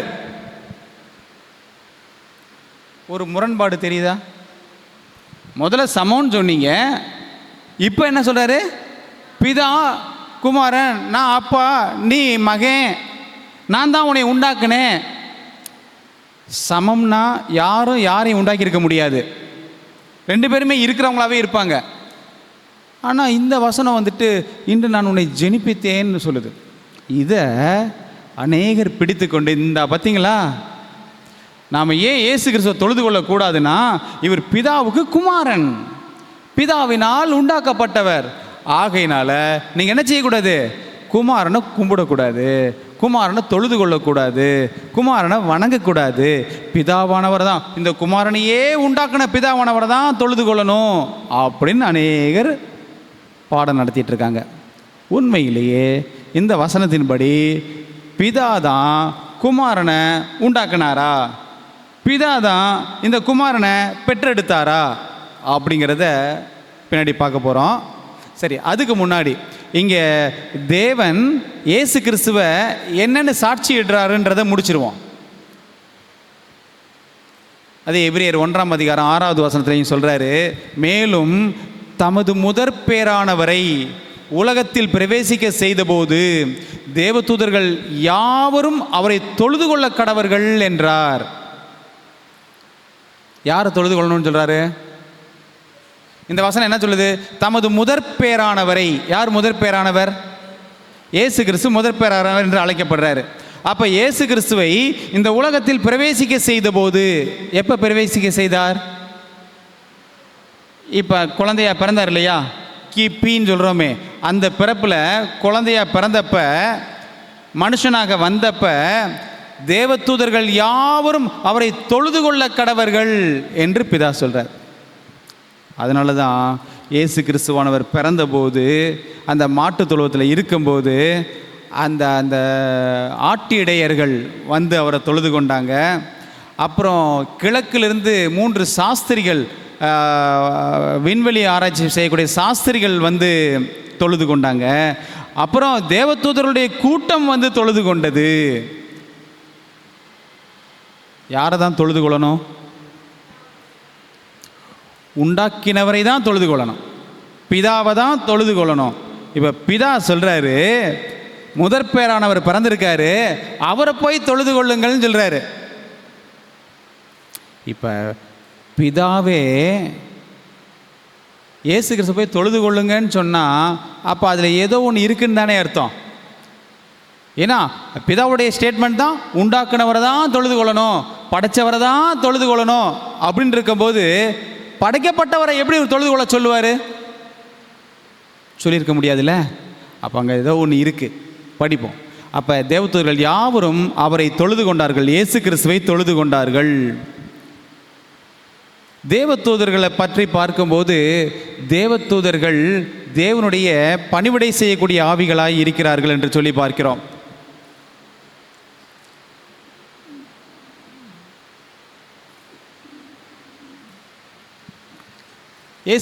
பிதாவானவர் இயேசு கிறிஸ்துவோடு பேசுகிறார். பேசக்கூடிய இந்த பகுதி தான் எபிரேயர் 1:8 பார்க்குறோம். எபிரேயர் 1:8 பிதா குமாரன்ட்ட பேசுகிறார். என்ன பேசுகிறார் பாருங்க. குமாரனை நோக்கி தேவனே, யார் பேசுகிறா? பிதா பேசுகிறாரு, இயேசு கிறிஸ்துட்ட பேசுகிறாரு. எப்படி அட்ரஸ் பண்ணுறாரு பாருங்க. தேவனே, உம்முடைய சிங்காசனம் என்றென்றைக்கும் உள்ளது, உம்முடைய ராஜ்யத்தின் செங்கோல் நீதியுள்ள செங்கோலாய் இருக்கிறது. நீர் நீதியை விரும்பி அக்கிரமத்தை வெறுத்திருக்கிறீர். ஆதலால் தேவனே, பிதா இயேசுவை பார்த்து பேசுகிறார். ஆதலால் தேவனே, உம்முடைய தேவன் தன்னை சொல்றார். உம்முடைய தேவன் உமது தோழரை பார்க்கிலும் உம்மை ஆனந்த தைலத்தினால் அபிஷேகம் பண்ணினார் என்றும். ஸோ இப்போ பிதா தான் இயேசு கிறிஸ்துவை உண்டாக்குனாருன்னு சொன்னால் குமாரனை பார்த்து குமாரனே, என் மகனே அப்படின்னு பேசியிருக்கலாம்.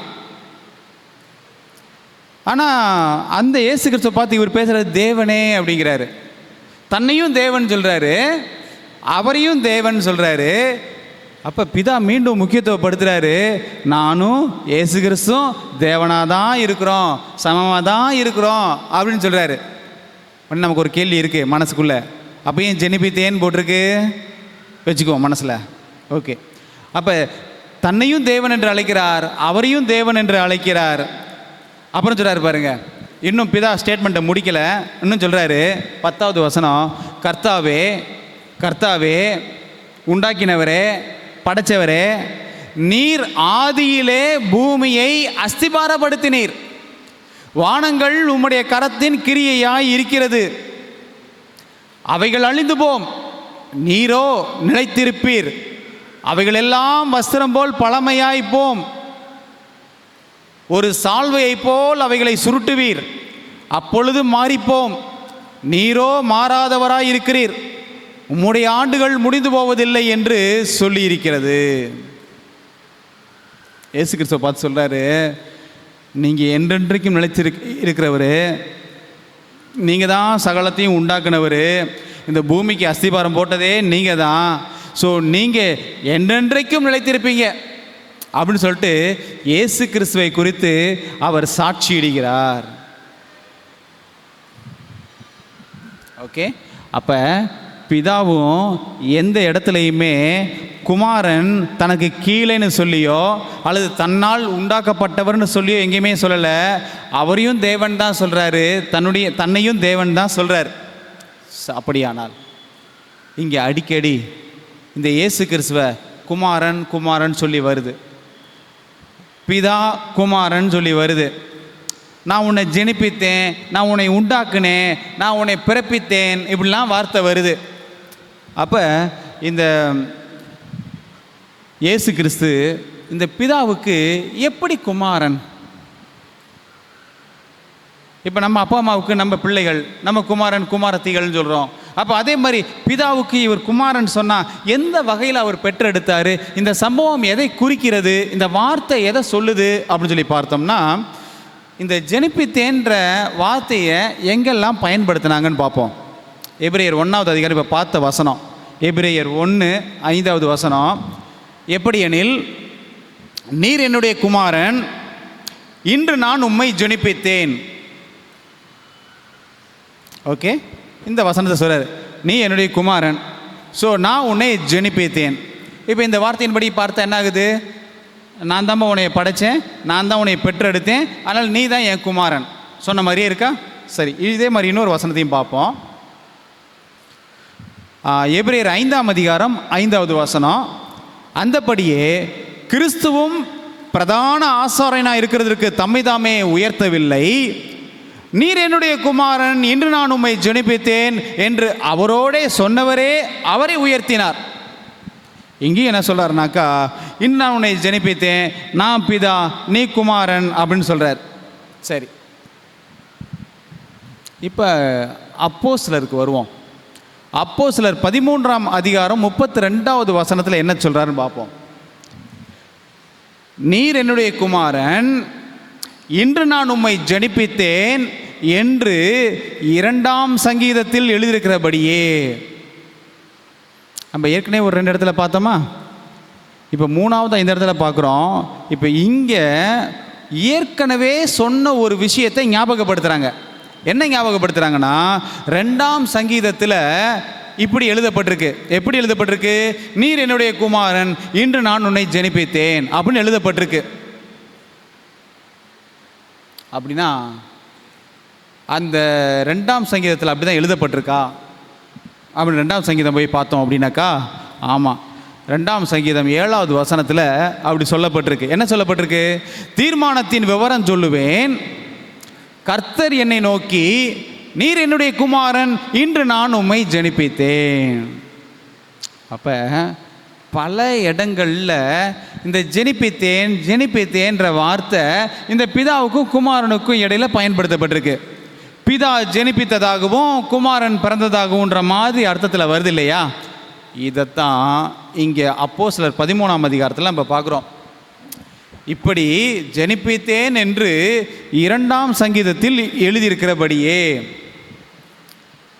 2ஆம் சங்கீதத்தில் எழுதியிருக்கிறபடியே இயேசுவை எழுப்பினதினாலே.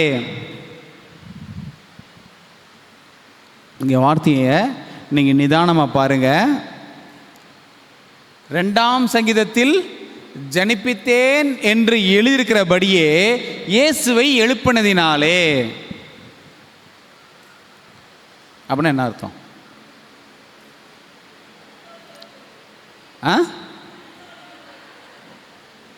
ஆமாம்,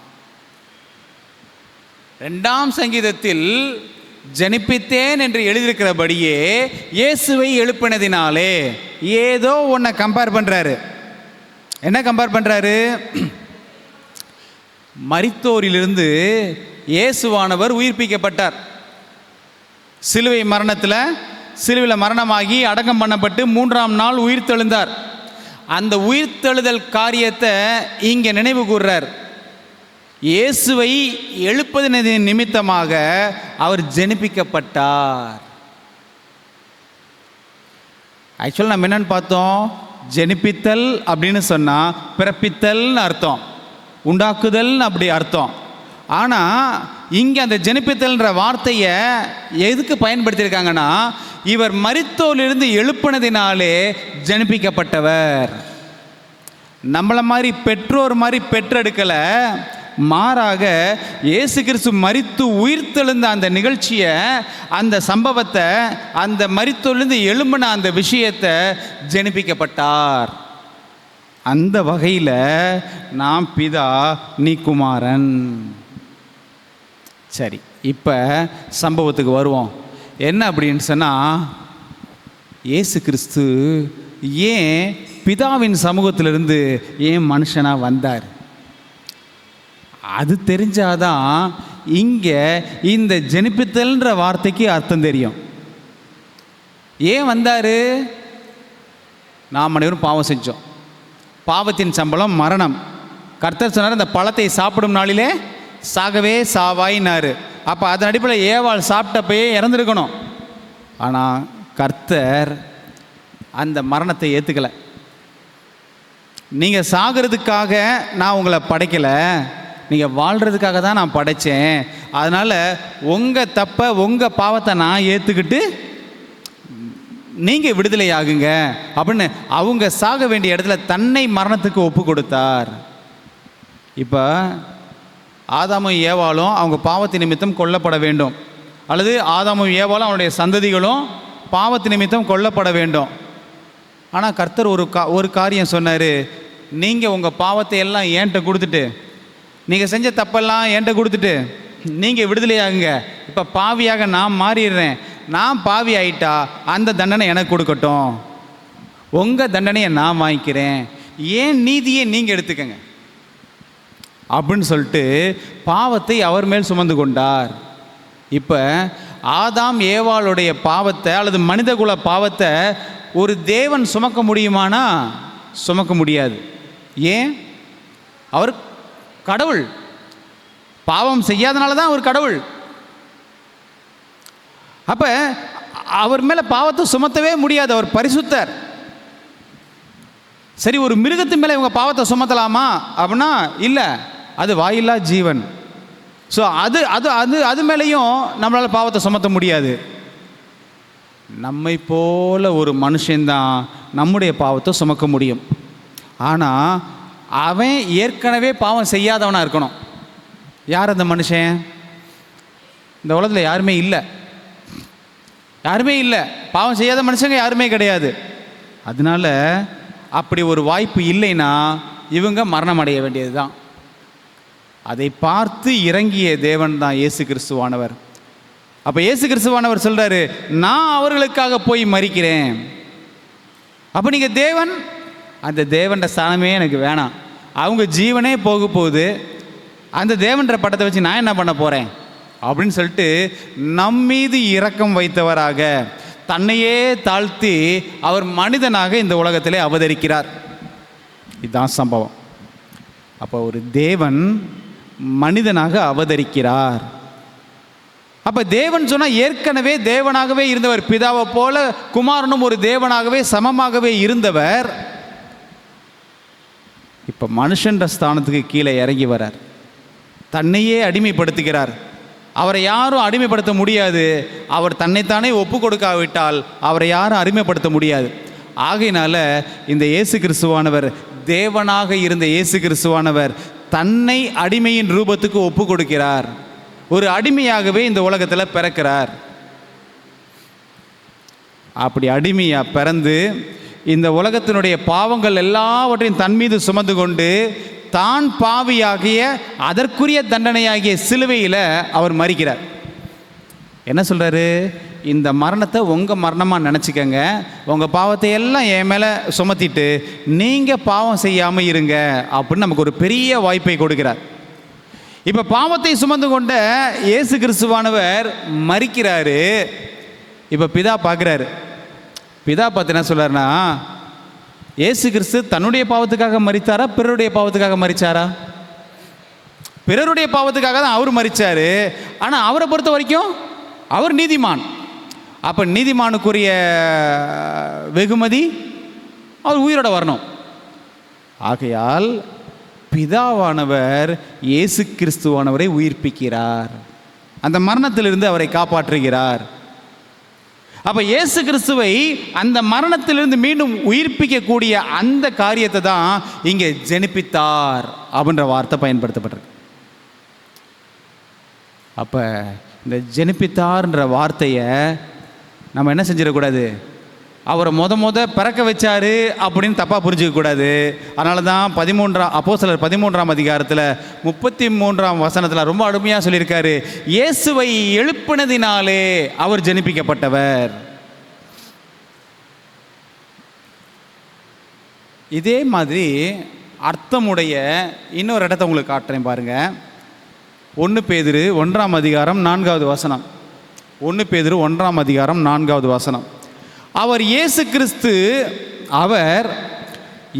கிறிஸ்து மரித்தோரிலிருந்து எழுந்ததினாலே அழியாததும் மாசற்றதும் வாடாததுமாகிய சுதந்திரத்துக்கு ஏதுவாக ஜீவனுள்ள நம்பிக்கை உண்டாகும்படி தமது மிகுந்த இரக்கத்தின்படியே நம்மை மறுபடியும் ஜெனிப்பித்தார்.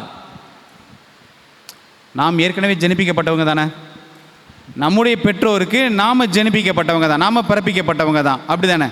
சரி, இப்போ என்ன சொல்றாரு? மறுபடியும் நம்மை ஜெனிப்பிக்கிறார். எப்படி ஜெனிப்பிக்கிறாரு? இயேசு கிறிஸ்துவின் இரத்தத்தினால் நம்மை மீண்டும் ஜெனிப்பிக்கிறார். அப்படியானால் நீங்கள் வயிற்றிலிருந்து பிறந்தாதான் ஜெனிப்பித்தல்ன்ற வார்த்தையை பயன்படுத்தணும்னு அவசியம் இல்லை. நீங்கள் உங்கள் மனசால் கர்த்தருடைய வல்லமையினால் மறுபடியும் பிறப்பிக்கப்பட்டால், டிரான்ஸ்ஃபர்மேஷன் மனசு தானே, நாம் ஒன்று திரும்பவும் தாயின் கர்ப்பத்துக்குள்ளே போய் திரும்பி வெளியில் வரலையே, நாம் ஏற்கனவே வந்துட்டோம். அது ஒரு ஜெனிப்பித்தல்.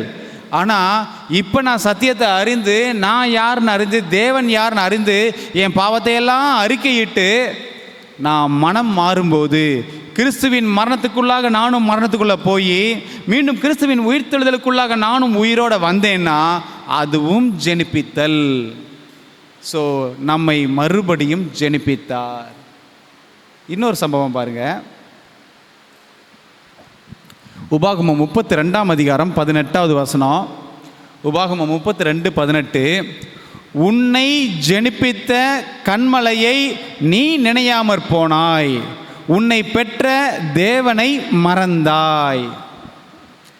உன்னை ஜெனிப்பித்த கன்மலையை நீ நினையாமற் போனாய். என்ன சொல்றாரு? நம்மை பாவத்திலிருந்து மறுபடியும் பிறப்பித்த கர்த்தரை, கண்மலையை நீ என்ன செஞ்சிட்ட? மறந்து போயிட்ட. அப்படியானால் நம்ம நல்லா ஞாபகம் வச்சுக்கணும், கிறிஸ்து ஜெனிப்பிக்கப்பட்டார்னா அவர் பிறப்பிக்கப்படலை, மறுபடியும் அவர் உயிரோடே கொண்டு வரப்பட்டார், அதனால ஜெனிப்பிக்கப்பட்டார் என்று சொல்லப்படுது. சரி, இயேசு கிறிஸ்துவை பற்றி அடுத்த ஒரு காரியத்துக்கு போவோம். என்ன அப்படின்னா, அடிக்கடி இந்த வார்த்தையை நீங்கள் பார்த்துருப்பீங்க. கண்மலை கண்மலை அப்படின்னு ஒரு வார்த்தை பார்த்துருப்பீங்க இல்லை? ஓகே, அது ஒரு பக்கம். இன்னொன்று, அதுக்கு முன்னாடி ஒரு கேள்வி. பழைய ஏற்பாட்டு கடவுள் யார்?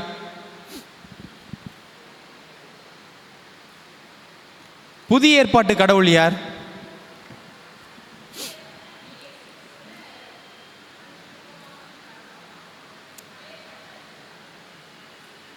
ஓகே, அநேக கிறிஸ்தவர்களுக்கு மத்தியில் இந்த ஒரு குழப்பம் உண்டு. என்ன சொல்கிறாங்கனாக்கா, பழைய ஏற்பாட்டுக்கு யெகோவா பிதா தான் தேவனாக இருந்தார், புதிய ஏற்பாட்டு காலத்தில் இயேசு கிறிஸ்து தான் தேவன் அப்படின்னு சொல்கிறாங்க இல்லை? இப்போ கேள்வி, உண்மையிலேயே பழைய ஏற்பாட்டுக்கு பிதாவும் புதிய ஏற்பாட்டுக்கு இயேசு கிறிஸ்துவும் இப்படி ரெண்டு பேரும் பிரித்து தான் தேவனாக இருக்காங்களா அப்படின்னு பார்ப்போமா? ஓகே, யாத்திராகமம் 17ஆம் வசனம் 6வது வசனம்.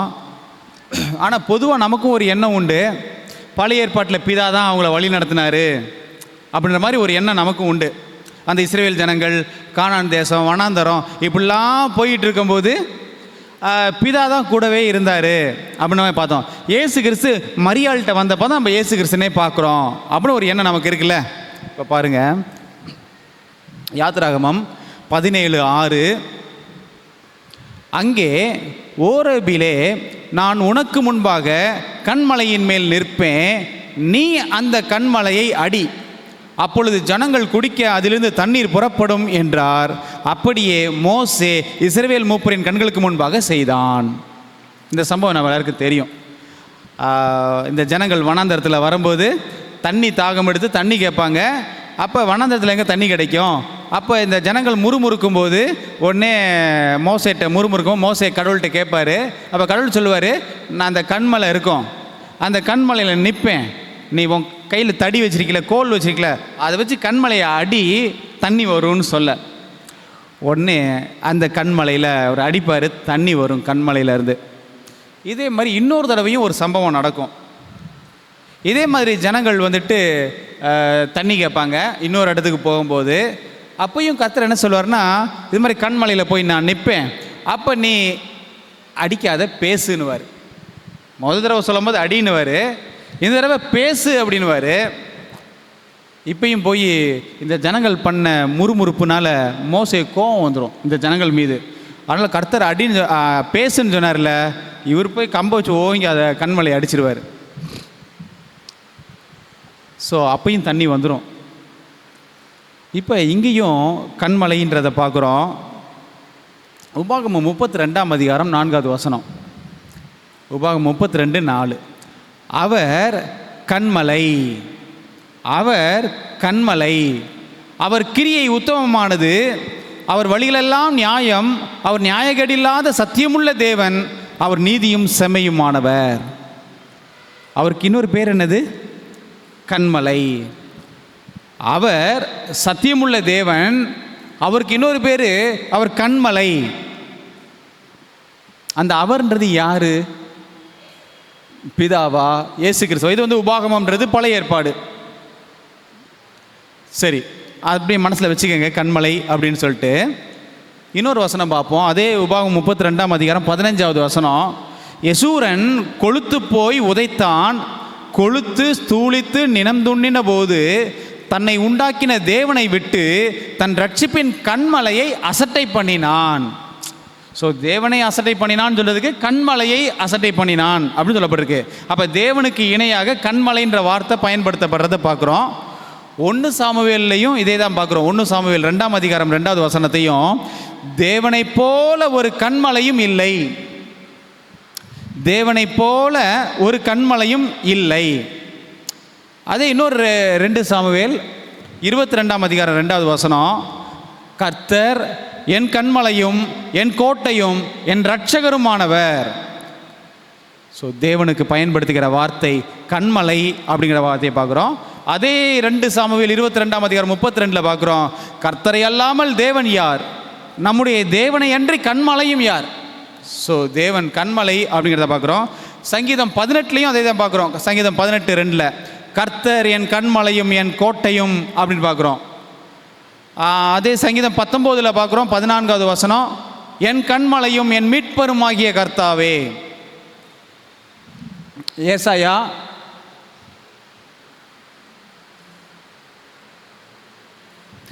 ஏசாயா 44 8வது வசனம் பார்த்தீங்க அப்படின்னு சொன்னால் கடைசி வரி, வேறொரு கண்மலையும் இல்லையே. அப்போ தேவன் ஒரே கண்மலை தான் அப்படிங்கிற மாதிரி நம்ம பார்க்குறோம்ல.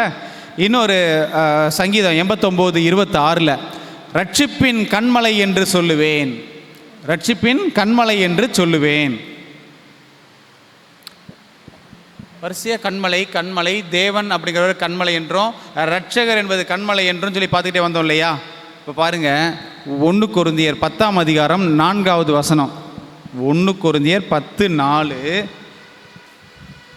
எல்லாரும் ஒரே ஞானபானத்தை குடித்தார்கள், எப்படியெனில் அவர்களோடே கூட சென்ற ஞான கண்மலையின் தண்ணீரை குடித்தார்கள், அந்த கண்மலை கிறிஸ்துவே. எல்லோரும் ஞான கண்மலையின் தண்ணீரை குடித்தார்கள். எங்கே குடித்தாங்க? பழைய ஏற்பாட்டில் அந்த வனாந்தரத்தில் வரும்போது மோசே கோலை வச்சு அடித்தான், கண்மலையிலேருந்து தண்ணி வந்துச்சு. அந்த சம்பவத்தை தான் இங்கே குறிப்பிடுறாங்க.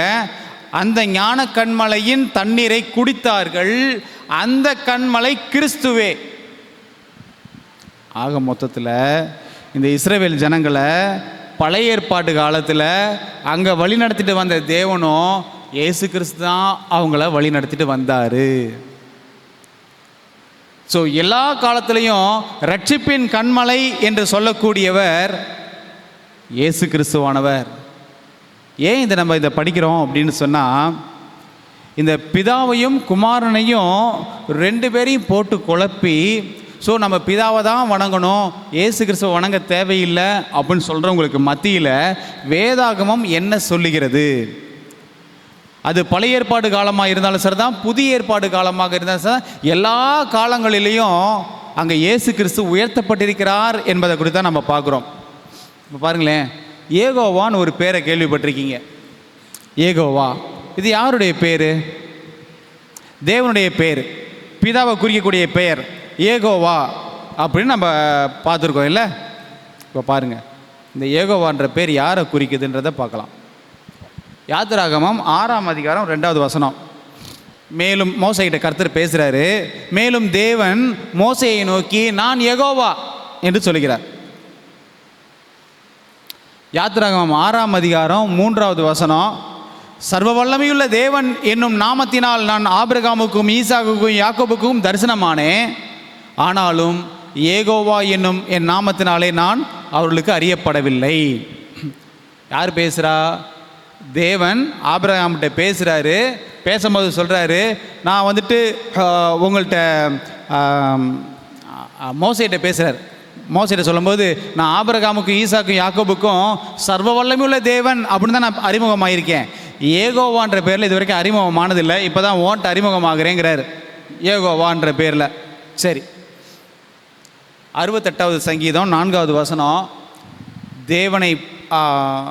தேவனை பாடி அவருடைய நாமத்தை கீர்த்தனம் பண்ணுங்கள், வனாந்தரங்களில் ஏறி வருகிறவருக்கு வழியை ஆயத்தப்படுத்துங்கள், அவருடைய நாமம் ஏகோவா, அவருக்கு முன்பாக களி கூறுங்கள். இந்த வசனத்தை நல்லா படித்து பார்த்தீங்களா? தேவனை பாடி அவருடைய நாமத்தை கீர்த்தனம் பண்ணுங்கள், வனாந்தரங்களில் ஏறி வருகிறவருக்கு வழியை ஆயத்தப்படுத்துங்கள். வனாந்தரங்களில் ஏறி வருகிறவர் யார்? பிதாவா இயேசு கிறிஸ்துவா? இயேசு கிறிஸ்து வனாந்தரங்களில் ஏறி வருகிறவர். யோவான் ஸ்நானகன் அறிமுகப்படுத்துகிறார், இதோ உலகத்தின் பாவங்களை சுமந்திருக்கிற ஆட்டுக்குட்டின்னு சொல்லிட்டு அறிமுகப்படுத்துவார். அப்போ வனாந்தரங்களில் பாடுகளின் மத்தியிலே ஏறி வருகிறவர் இயேசு கிறிஸ்து. அந்த ஏறி வருகிறவருக்கு வழியை ஆயத்தப்படுத்துங்கள், அவருடைய நாமம் ஏகோவா. இன்னைக்கு ஏகோவாவின் சாட்சிகள் அப்படின்னு சொல்லிட்டு ஒரு கூட்டத்தார் இருக்கிறாங்க. இந்த ஏகோவாவின் சாட்சிகளுடைய நோக்கமே என்ன அப்படின்னு சொன்னாக்கா, பிதா தான் ஏகோவா, இயேசு கிறிஸ்து ஒரு சாதாரண மனுஷன், அவர் நம்ம தொழுது கொள்ளக்கூடாது, பிதாவை தான் தொழுது கொள்ளணும் அப்படின்னு சொல்லக்கூடியவங்க. இங்கே வசனம் சொல்லுது, வனாந்தரங்களில் ஏறி வருகிறவருக்கு வழியை ஆயத்தப்படுத்துங்கள். வழியை ஆயத்தப்படுத்தியவன் யோவான் ஸ்நானகன். வனாந்தரங்களில் ஏறி வந்தவர் இயேசு கிறிஸ்து, அவருடைய நாமம் ஏகோவா.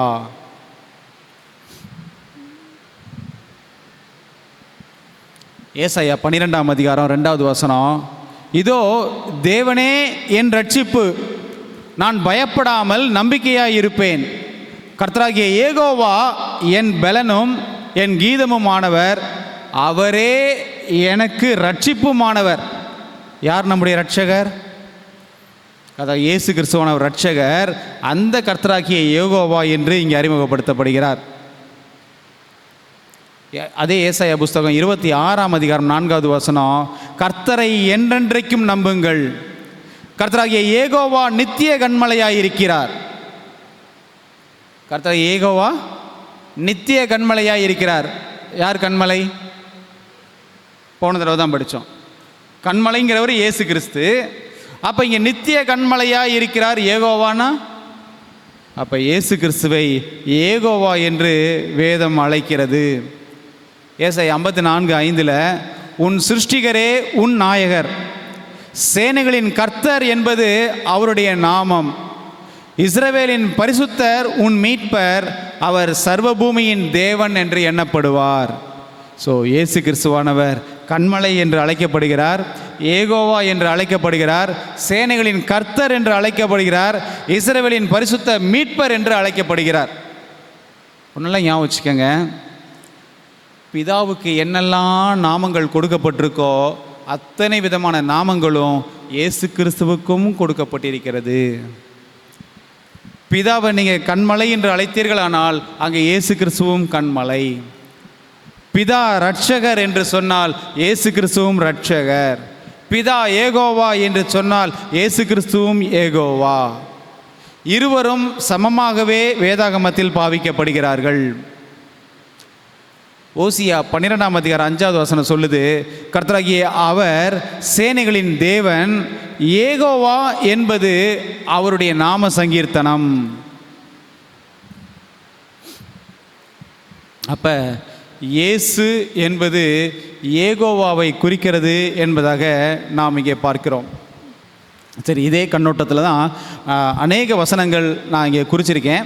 அடுத்து அதே இதில் பழைய ஏற்பாடுலையும் புதிய ஏற்பாடுலையும் எப்படி கம்பேர் பண்ணியிருக்காங்க, இயேசு கிறிஸ்துவார் அவரை என்னவா அழைச்சிருக்காங்கன்றதை பார்த்தோம்னா, சங்கீதம் 102:25வது வசனம், நீர் ஆதியிலே பூமியை அஸ்திபாரப்படுத்தினீர், வானங்கள் உம்முடைய கரத்தின் கிரியையாய் இருக்கிறது, அவைகள் அழிந்து போம், நீரோ நிலைத்திருப்பீர், அவைகளெல்லாம் வஸ்திரம் போல் பழமையாய்ப்போம், அவைகளை ஒரு சால்வை போல் மாற்றுவீர், அப்பொழுது மாறிப்போம். நீரோ மாறாதவராய் இருக்கிறீர், உமது ஆண்டுகள் முடிந்து போவது இல்லை. இது சங்கீதம் பழைய ஏற்பாட்டில் பார்த்தோம். இதே வார்த்தைகள் இயேசு கிறிஸ்துவை குறிப்பதை நீங்கள் இங்கே பார்க்கலாம். எபிரேயர் 1ஆம் அதிகாரம் 10வது 11வது வசனம். கர்த்தாவே, நீர் ஆதியிலே பூமியை அஸ்திபாரப்படுத்தினீர். சங்கீதத்திலையும் பார்த்தோம்.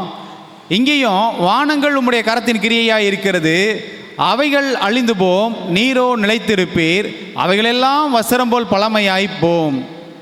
ஒரு சால்வை போல் அவைகளை சுருட்டுவீர், அப்பொழுது மாறிப்போம். நீரோ மாறாதவராய் இருக்கிறீர், உம்முடைய ஆண்டுகள் முடிந்து போவதில்லை என்று சொல்லியிருக்கிறது. ஸோ இந்த மாதிரி அநேக காரியங்கள் பழைய ஏற்பாட்டில் நம்ம இதுவரைக்கும் நினச்சிக்கிட்டு இருந்த பிதாவை பற்றி தான் சொல்லிகிட்டு இருந்தது அப்படின்னு நினச்சது எல்லாமே புதிய ஏற்பாட்டில் அது இயேசு கிறிஸ்துவை பற்றி தான் குறிப்பிடுகிறது என்பதை குறித்து நாம் இங்கே பார்க்கிறோம். கடைசியாக இந்த வகுப்பை நம்ம முடிக்க போகிறோம். நம்முடைய நோக்கம் என்ன? நம்முடைய பாடம் என்ன? இயேசு கிறிஸ்து தேவன். ஸோ தேவனாகிய குமாரன், அவரை பற்றி நம்ம படிச்சுட்டு இருக்கிறோம். அப்போ இயேசு கிறிஸ்துவானவர் எந்த வகையிலையுமே தேவன்ற ஸ்தானத்தை விட்டு கீழே இறக்கப்படவே இல்லை, இறங்கவும் இல்லை. அவர் நமக்காக தான் அந்த ஸ்தானத்தை விட்டே இறங்கி தன்னை தாழ்த்தினார். ஆனால் பிதாவானவர் அவரை உயர்த்தினார். ஒருவேளை தேவன், அவர் இயேசு கிறிஸ்து தேவன் இல்லைன்னு வச்சுக்கோங்களேன், அப்போ அவர் என்ன செய்யக்கூடாது? தொழுகையை ஏற்றுக்கொள்ளக்கூடாது. உதாரணத்துக்கு பார்த்தீங்கன்னா, தானியேல் தீர்க்கதரிசி தரிசனத்தில் கேப்ரியல் தூதனை பார்ப்பார், தேவதூதன். அந்த கேப்ரியல் தூதனை பார்த்தோன்னே இந்த தானியேல் என்ன செய்வார்னா, அவன் காலில் விழுந்துருவார். அப்போ உடனே கேப்ரியல் தூதன் பயந்து போய் சொல்லுவான், டேய், நானும் உன்னை மாதிரி ஒரு ஊழியக்காரன் தான், கர்த்தரை மட்டும் தான் நம்ம தொழுது கொள்ளணும், என்னை தொழுது கொள்ளாதன்னு சொல்லுவார். அதே போல் வெளிப்படுத்தின விசேஷத்தில் யோவானை பார்த்தீங்க அப்படின்னு சொன்னாக்கா, யோவானும் தேவதூதனை பார்த்து அவன் காலில் விழுவான். உடனே யோவான் சொல்லுவார், இல்லை, நானும் உன்னை மாதிரி ஊழியக்காரன் தான், நம்ம தேவனை தான் மகிமைப்படுத்தணும்னு சொல்லுவான். அப்படின்னா இயேசு கிறிஸ்து தான் தேவன் இல்லைன்னா அவர் காலில் யாராவது விழுந்தா அவர் என்ன செஞ்சுருக்கணும்? நான் தேவன் இல்லைப்பா, பிதாவை தான் தொழுதணும்னு சொல்லியிருக்கணும். இப்போ பாருங்க,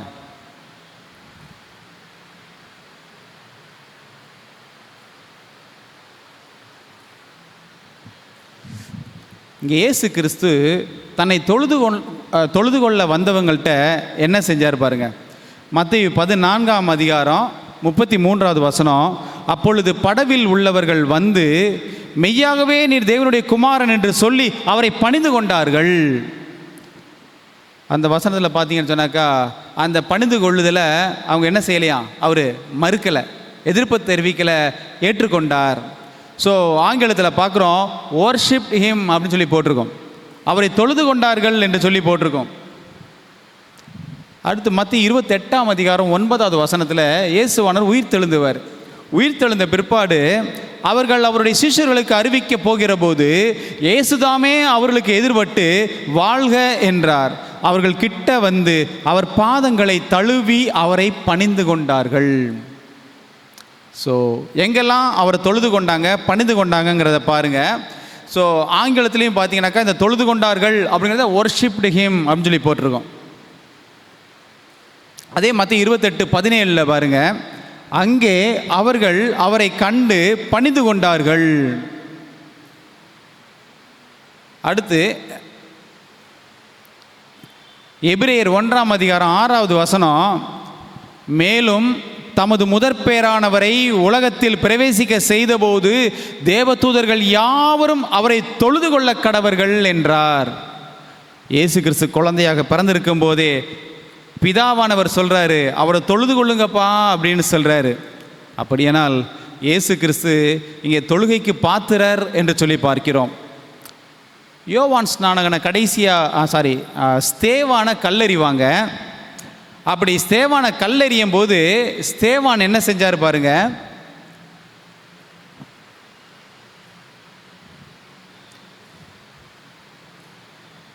அப்போஸ்தலர் 7ஆம் அதிகாரம் 59வது வசனம். அப்பொழுது கர்த்தராகிய இயேசுவே என் ஆவியை ஏற்றுக்கொள்ளும் என்று ஸ்தேவான் தொழுது கொள்கையில் அவனை கல்லெறிந்தார்கள். இயேசுவே என்று சொல்லி இந்த ஸ்தேவான் தொழுது கொண்டான் என்பதாக நாம் பார்க்கிறோம். அவனோ முழங்கார் படியிட்டு, ஆண்டவரே இவர்கள் மேல் இந்த பாவத்தை சுமத்தாதிரும் என்று மிகுந்த சத்தமிட்டு சொன்னான். இப்படி சொல்லி நித்திரை அடைந்தான். அப்போ இயேசு கிறிஸ்துவானவர் தொழுகைக்கு பாத்திரர். நாம் பூமியின் குடிகள் எல்லாரும் அவரை தொழுது கொள்ள வேண்டும் என்பதாக பார்க்கிறோம். யோவான் 5ஆம் அதிகாரம் 22வது வசனம், யோவான் 5:22, அன்றியும் பிதாவை கனம் பண்ணுகிறது போல எல்லோரும் குமாரனையும் கனம் பண்ணும்படிக்கு பிதாவானவர் தாமே ஒருவருக்கும் நியாய தீர்ப்பு செய்யாமல் நியாய தீர்ப்பு செய்யும் அதிகாரம் முழுவதையும் குமாரனுக்கு ஒப்பு கொடுத்தார். பிதாவானவர் எந்த வகையிலெல்லாம் இந்த இயேசுவை உயர்த்தணுமோ அந்த இடத்துலெல்லாம் உயர்த்தினார். ஏன் அப்படின்னா, இயேசு தம்மை தாழ்த்தினது நிமித்தமாக அவரை உயர்த்தினார். தேவன்ற ஸ்தானத்தை கொள்ளையாடின பொருளாக எண்ணாமல் அவர் இறங்கி வந்துட்டாரு. அதை பிதாவானவர் ஒத்துக்கலைன்னா அப்படி கீழேயே இறங்கி இருக்கணும்னு அவர் விருப்பப்படலை.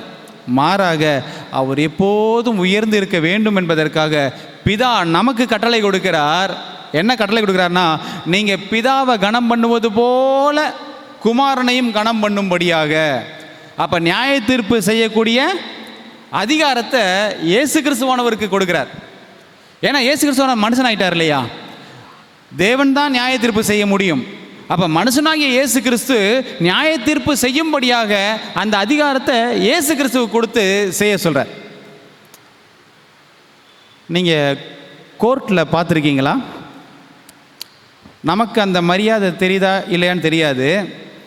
அந்த வக்கீல்கள் இருக்காங்க இல்லையா, அந்த வக்கீல்கள் அட்வொகேட் ஜட்ஜுக்கு முன்னாடி போய் நிற்கும்போது எப்படி அவங்கள வணக்கம் சொல்லுவாங்க தெரியுமா? இந்த இடுப்பு வரைக்கும் தங்களுடைய தலைகளை தாழ்த்தி அவருக்கு வணக்கம் சொல்லுவாங்க. நம்ம நார்மலாக இப்படி சொல்லுவோம், இல்லை இப்படி சொல்லுவோம், இல்லை இப்படி சொல்லுவோம். ஆனால் கோர்ட்டில் ஜட்ஜுக்கு முன்னாடி தங்களுடைய இடுப்பு வரைக்கும் வணங்கி அவருக்கு மரியாதை செய்வார்கள். அது மட்டும் இல்லை, அவரை நீதிபதி அப்படின்னு அழைக்கிறதுக்கு பதிலாக லார்ட் அப்படின்ற வார்த்தையை பயன்படுத்துவாங்க. மை லார்ட் அப்படின்வாங்க. ஏன்னா நியாய தீர்ப்பு செய்கிறவன் கையில் தான் இருக்குது, நீ உயிரோடு இருக்கணுமா இல்லையான்னு. நீதிபதி பார்த்து இவனை ஒரு 10 நாள் காவலில் வைங்கன்னு சொல்லிட்டா, நீங்கள் காவலில் இருந்தாங்கன்னு காரணம்லாம் கேட்க முடியாது. சார் நான் என்ன சார் தப்பு செஞ்சேன், என்ன சார் 10 நாள் காவலில் வைக்க செய்யுங்க அப்படிலாம் கேட்க முடியாது. வெயினா வச்சு தான் ஆகணும், அப்புறம் தான் மற்றதெல்லாம் பேச முடியும். அப்போ நியாய தீர்ப்பு செய்கிறவன் தேவன். இந்த தேவன்ற அந்த நியாய தீர்ப்பு செய்கிற அதிகாரத்தை நீங்கள் யாரும் இயேசுவை துச்சமாக நினச்சிடக்கூடாது. அவர் உங்களை போல் மனுஷன் மாதிரி வந்து இறங்கிட்டதுனால அவர் மேலே தோள் மேலே கை போட்டலான்னு நினச்சிடக்கூடாது. அவர் தாண்டா உனக்கு நியாயம் விசாரிக்கிறவர், அதனால் அவரை தான் நீ தொழுது கொள்ளணும்னு சொல்லிட்டு நியாய தீர்ப்பு செய்யும் அதிகாரம் முழுவதையும் இயேசு கிறிஸ்துவுக்கு பிதா ஒப்பு கொடுக்கிறார். 23வது வசனம், யோவான் 5, குமாரனை கனம் பண்ணாதவன் அவரை அனுப்பின பிதாவையும் கனம் பண்ணாதவனாய் இருக்கிறான். இன்னைக்கு அநேகர் இயேசு கிறிஸ்துவை மறுதலித்து விட்டு பிதாவை தொழுது கொள்ள வேண்டும் என்று தொழுது கொள்ளுகிறார்கள். ஆனால் இங்கே பார்க்குறோம், நீ குமாரனுக்கு கனம் கொடுக்கலைன்னு சொன்னால் அது பிதாவுக்கு கனம் கொடுக்காத மாதிரி தான் அப்படின்னு சொல்லி இங்கே நாம் பார்க்கிறோம். ஸோ கடைசியாக மீண்டும் நம்ம எங்கே வருவோம்? முதல் தூது. யாரை தொழுது கொள்ள வேண்டும்? உண்டாக்கினவரையே தொழுது கொள்ள வேண்டும். நம்மளை படைத்தவர் யார்? கர்த்தர் இயேசு நம்மை படைத்தார். அவர் எப்படிப்பட்டவர்? 2 கொரிந்தியர் 5ஆம் அதிகாரம் 26வது வசனம் சொல்லுது, பரிசுத்தரும் குற்றமற்றவரும் மாசில்லாதவரும் பாவிகளுக்கு விலகினவரும் வானங்களிலும் உயர்ந்தவர்களுமாயிருக்கிற இவ்விதமான பிரதான ஆசாரியரே நமக்கு ஏற்றவராயிருக்கிறார். ஸோ நமக்காக பரிந்து பேசுகிற கர்த்தர் இயேசு கிறிஸ்துவானவர் இன்றைக்கும் பிதாவினிடத்திலே நமக்காக பரிந்து பேசி கொண்டிருக்கிறார். அவர் தொழுகைக்கு பாத்திரர், அவர் கணங்களுக்கு பாத்திரர், எல்லாவற்றிற்கும் அவர் உன்னதமானவராக, நம்மை ஆற்றக்கூடியவராக, தேற்றக்கூடியவராக, தேவனாக இருக்கிறார். பிதாவாகிய தேவன் இந்த குமாரனையும் தேவன் என்று அழைக்கும்படியாகவும் தொழுது கொள்ளும்படியாகவும் அவரை உயர்த்தி இருக்கிறார். கடைசியாக ஒரு வசனம், 1 தீமோத்தேயு 3ஆம் அதிகாரம் 16ஆம் வசனம். 1 தீமோத்தேயு 3ஆம் அதிகாரம் 16வது வசனம். அன்றியும் தேவ பக்திக்குரிய இரகசியமானது யாவரும் ஒப்புக்கொள்கிறபடியே மகா மேன்மையுள்ளது. தேவன் மாம்சத்திலே வெளிப்பட்டார். இந்த வார்த்தை ஒருபோதும் நீங்கள் மறக்காதீங்க.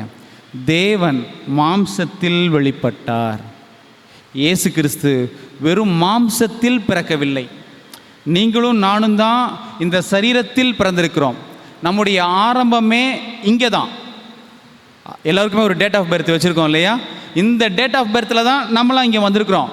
ஆனால் இயேசு கிறிஸ்துவுக்கும் ஒரு டேட் ஆஃப் பர்த் வச்சுருக்கிறாங்க.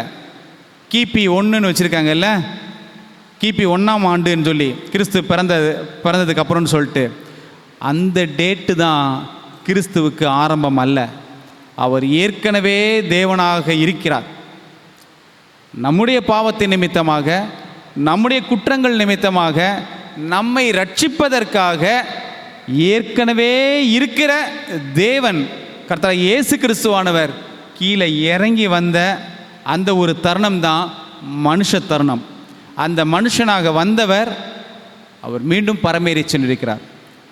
நம்மளால் ஒரு மிகப்பெரிய ஒரு இழப்பை அவர் சந்தித்திருக்கிறார். என்ன இழப்புனா, அவர் தேவன்ற ஸ்தானத்தை விட்டு கீழே இறங்கி மனுஷனாக வந்தார். மனிதனாகவே நம்மோடு இருக்கிறார், நமக்காக இருக்கிறார். மீண்டும் அவர் தேவனுடைய ஸ்தானத்துக்கு அவர் போகலை, பிதாவானவர் அவரை தூக்கி அந்த இடத்துல வச்சிருக்கிறார். நம்முடைய பாவத்தினால ஒரு மிகப்பெரிய ஒரு இழப்பை தேவனுக்கு நம்ம கொடுத்துருக்குறோம். பட் அதை பற்றி அவர் கவலைப்படலை. அவர் கவலைப்படுவதெல்லாம், இப்போயாகிலும் நீ மனம் திரும்பு, இப்போயாகிலும் உன் தவறுகளை, உன் குற்றங்களை நீ என்கிட்ட ஒப்பு கொடுத்து நீ ஒரு புது மனிதனாக, ஒரு பரிசுத்த சிருஷ்டியாக மாற வேண்டும் என்பது தான் அவருடைய மிகப்பெரிய ஒரு ஆசை. அவர் தேவன்ற ஸ்தானத்தை இழந்ததை கூட பெருசாக நினைக்கல. ஆனால் இவ்வளோ பெரிய ரட்சிப்பின் ஒரு ஆசீர்வாதத்தை நீ இழந்து போன அப்படின்னு சொன்னால் அது அவருக்கு மிகப்பெரிய ஒரு இழப்பு. அவர் தன்னுடைய தேவன்ற ஸ்தானத்தை இழந்ததை விட இதை மிகப்பெரிய இழப்பாக நம்மை பார்ப்பார். ஆகையினால் நாம் அவரிடத்தில் ஒப்பு கொடுப்போம். பரிசுத்த ஆவியானவரிடத்தில் நாம் பலன் கேட்போம். என் இயேசு கிறிஸ்து அவ்வளோ பெரிய தியாகத்தை செஞ்சதின் நிமித்தமாக அந்த ரட்சிப்பை நான் வீணடிக்காதபடிக்கு அந்த ரட்சிப்பை நான் எனது ரட்சிப்பாக ஏற்றுக்கொண்டு நாம் மனம் திரும்புவோம். கர்த்தருடைய சமூகத்திலே என்றென்றும் கர்த்தர் இயேசு கிறிஸ்துவின் நாமத்தை உயர்த்துவோம். அவரையே தொழுது கொள்ளுவோம். நம்மை உண்டாக்கினவரும் அவர்தான், நம்மை நியாயந்திருக்கிறவரும் அவர்தான். அவரிடத்தில் நம்மை தாழ்த்துவோம், ஒப்பு கொடுப்போம். இந்த இயேசு கிறிஸ்துவுக்கு நீங்கள் என்னெல்லாம் கனம், மகிமை, மரியாதை, தொழுகை செலுத்துறீங்களோ அத்தனையும் பிதாவுக்கு ஏற்ற மகிமையாக இருக்கிறது.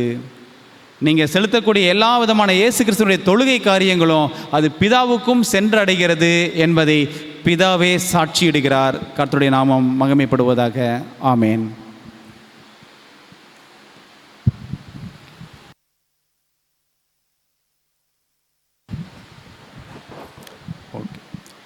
இந்த வேளையிலும் கர்த்தருடைய சமூகத்தில் இந்த வேத பாடங்களை படிக்கும்படியாக தேவன் நமக்கு கிருபை செய்தார். இவ்வளவு நேரம் இந்த மதிய வேளையிலையும் பொறுமையோடு இருந்து இந்த வேத வசனங்களை ஆராய்ந்ததற்காக உங்கள் அனைவருக்கும் நான் கர்த்தருடைய நாமத்தினாலே வாழ்த்துக்களை தெரிவித்துக் கொள்கிறேன். இப்போதும் நாம் எழும்பி நின்று கர்த்தரிடத்தில் ஜெபித்து இந்த ஆராதனையை நிறைவு செய்வோம். எழுந்து நிற்போம். எங்களை அதிகமாய் நேசித்து காத்து போஷித்து வழி நடத்தும் எங்கள் அன்பு தெய்வமே, உமக்கு கொடான கோடி ஸ்தோத்திரம் ஐயா. துதிக்கிறோம் ஆண்டவரே, துதிகள் மத்தியில் வாசம் செய்பவரே, உமக்கு நன்றி செலுத்துகிறோம் தகப்பனே. கர்த்தருடைய சமூகத்திலே நாங்கள் நிற்பதும் நிர்மூலமாகாமல் இருப்பதும் கர்த்தருடைய சுத்த கிருபை என்று நாங்கள் நம்புகிறோம் ஆண்டவரே. எங்களுக்காக பெரிய காரியங்களை செய்திருக்கிறீர் ஆண்டவரே. எங்களுக்காக மிகப்பெரிய ஒரு இழப்பை சந்தித்திருக்கிறீர். ஆனாலும் அதை உணரக்கூடிய பக்குவத்தை எங்களுக்கு தர வேண்டுமாய் கெஞ்சிரோம் ஆண்டவரே. ஆண்டு நாங்கள் அதை உணர்ந்தவர்களாக உம்முடைய சமூகத்திலே வந்து எங்களுடைய பாவங்களை எல்லாம் விட்டொழிந்து உம்முடைய சமூகத்தில் நாங்கள் காணப்படுவதற்கு எங்களுக்கு உதவி செய்யப்பா. எங்களுடைய பாவங்களை எல்லாம் அறிக்கை எடுக்கிறோம் தகப்பனே. கர்த்தர் இயேசு கிறிஸ்துவின் நாமத்தினாலேயும் அவருடைய இரத்தத்தினாலேயும் நாங்கள் கழுவப்படுகிறோம் என்பதை நாங்கள் உணர்கிறோம் ஆண்டவரே. தகப்பனே, உம்முடைய இரத்தத்தினாலே எங்களுக்கு ரட்சிப்பு உண்டு என்று நாங்கள் உணர்கிறோம். உம்முடைய சமூகத்திலே கிருபாசன தண்டையிலே தைரியமாய் வந்து நிற்பதற்கு கர்த்தர் இயேசு கிறிஸ்துவானவர் ஒரு பெரிய காரியங்களை எங்களுக்கு செய்திருக்கிறார்.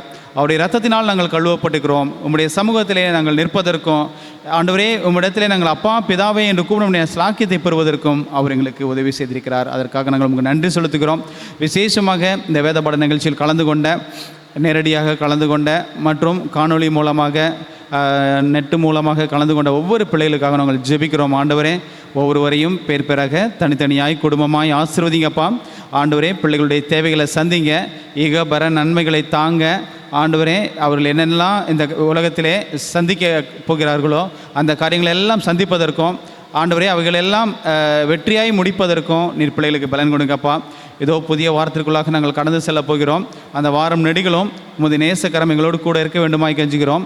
எங்களுக்கு முன்னதாக சென்று வழிகளை ஆயத்தப்படுத்த வேண்டுமாய் கெஞ்சுகிறோம். ஆண்டவரே, கோணலானவைகளை செவ்வையாக்குவோம், பள்ளங்களை நிரப்பவும் வேண்டுமாய் நாங்கள் கெஞ்சுகிறோம். ஆண்டவரே, இந்த வேளையிலும் தலை வணங்கியிருக்கூடிய ஒவ்வொருத்தரையும் பேர் பேராக தனித்தனியாய் குடும்பமாய் ஆசீர்வதிங்கப்பா. ஆண்டவரே, பிள்ளைகளுடைய தேவைகளை சந்திங்க, குடும்பங்களை ஆசீர்வதிங்க.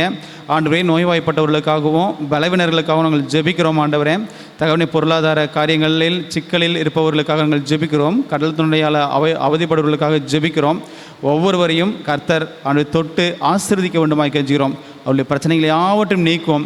உம்முடைய சமூகத்திலே உம்முடைய பாதப்பல்லே சமாதானமாய் அமர்ந்திருந்து உம்முடைய வார்த்தைகளை தியானிக்கவும், உம்முடைய வேத பாடங்களை கற்றுக்கொள்ளவும், இதை அநேகருக்கு கொண்டு செல்லவும் கர்த்தர் எங்களுக்கு உதவி செய்ய வேண்டுமாய் எங்கள் கர்த்தரும் இரட்சகருமான இயேசு கிறிஸ்துவின் இன்ப இனிய நாமத்தில் ஜெபிக்கிறோம் எங்கள் ஜீவன் நல்ல பிதாவே, ஆமேன். என் ஆத்துமாவே கர்த்தரை ஸ்தோத்திரி, என் முழு உள்ளமே அவருடைய பரிசு நாமத்தை ஸ்தோத்திரி. என் ஆத்துமாவே கர்த்தரை ஸ்தோத்திரி, கர்த்தர் செய்த சகல உபகாரங்களையும் மறவாதே, ஆமேன்.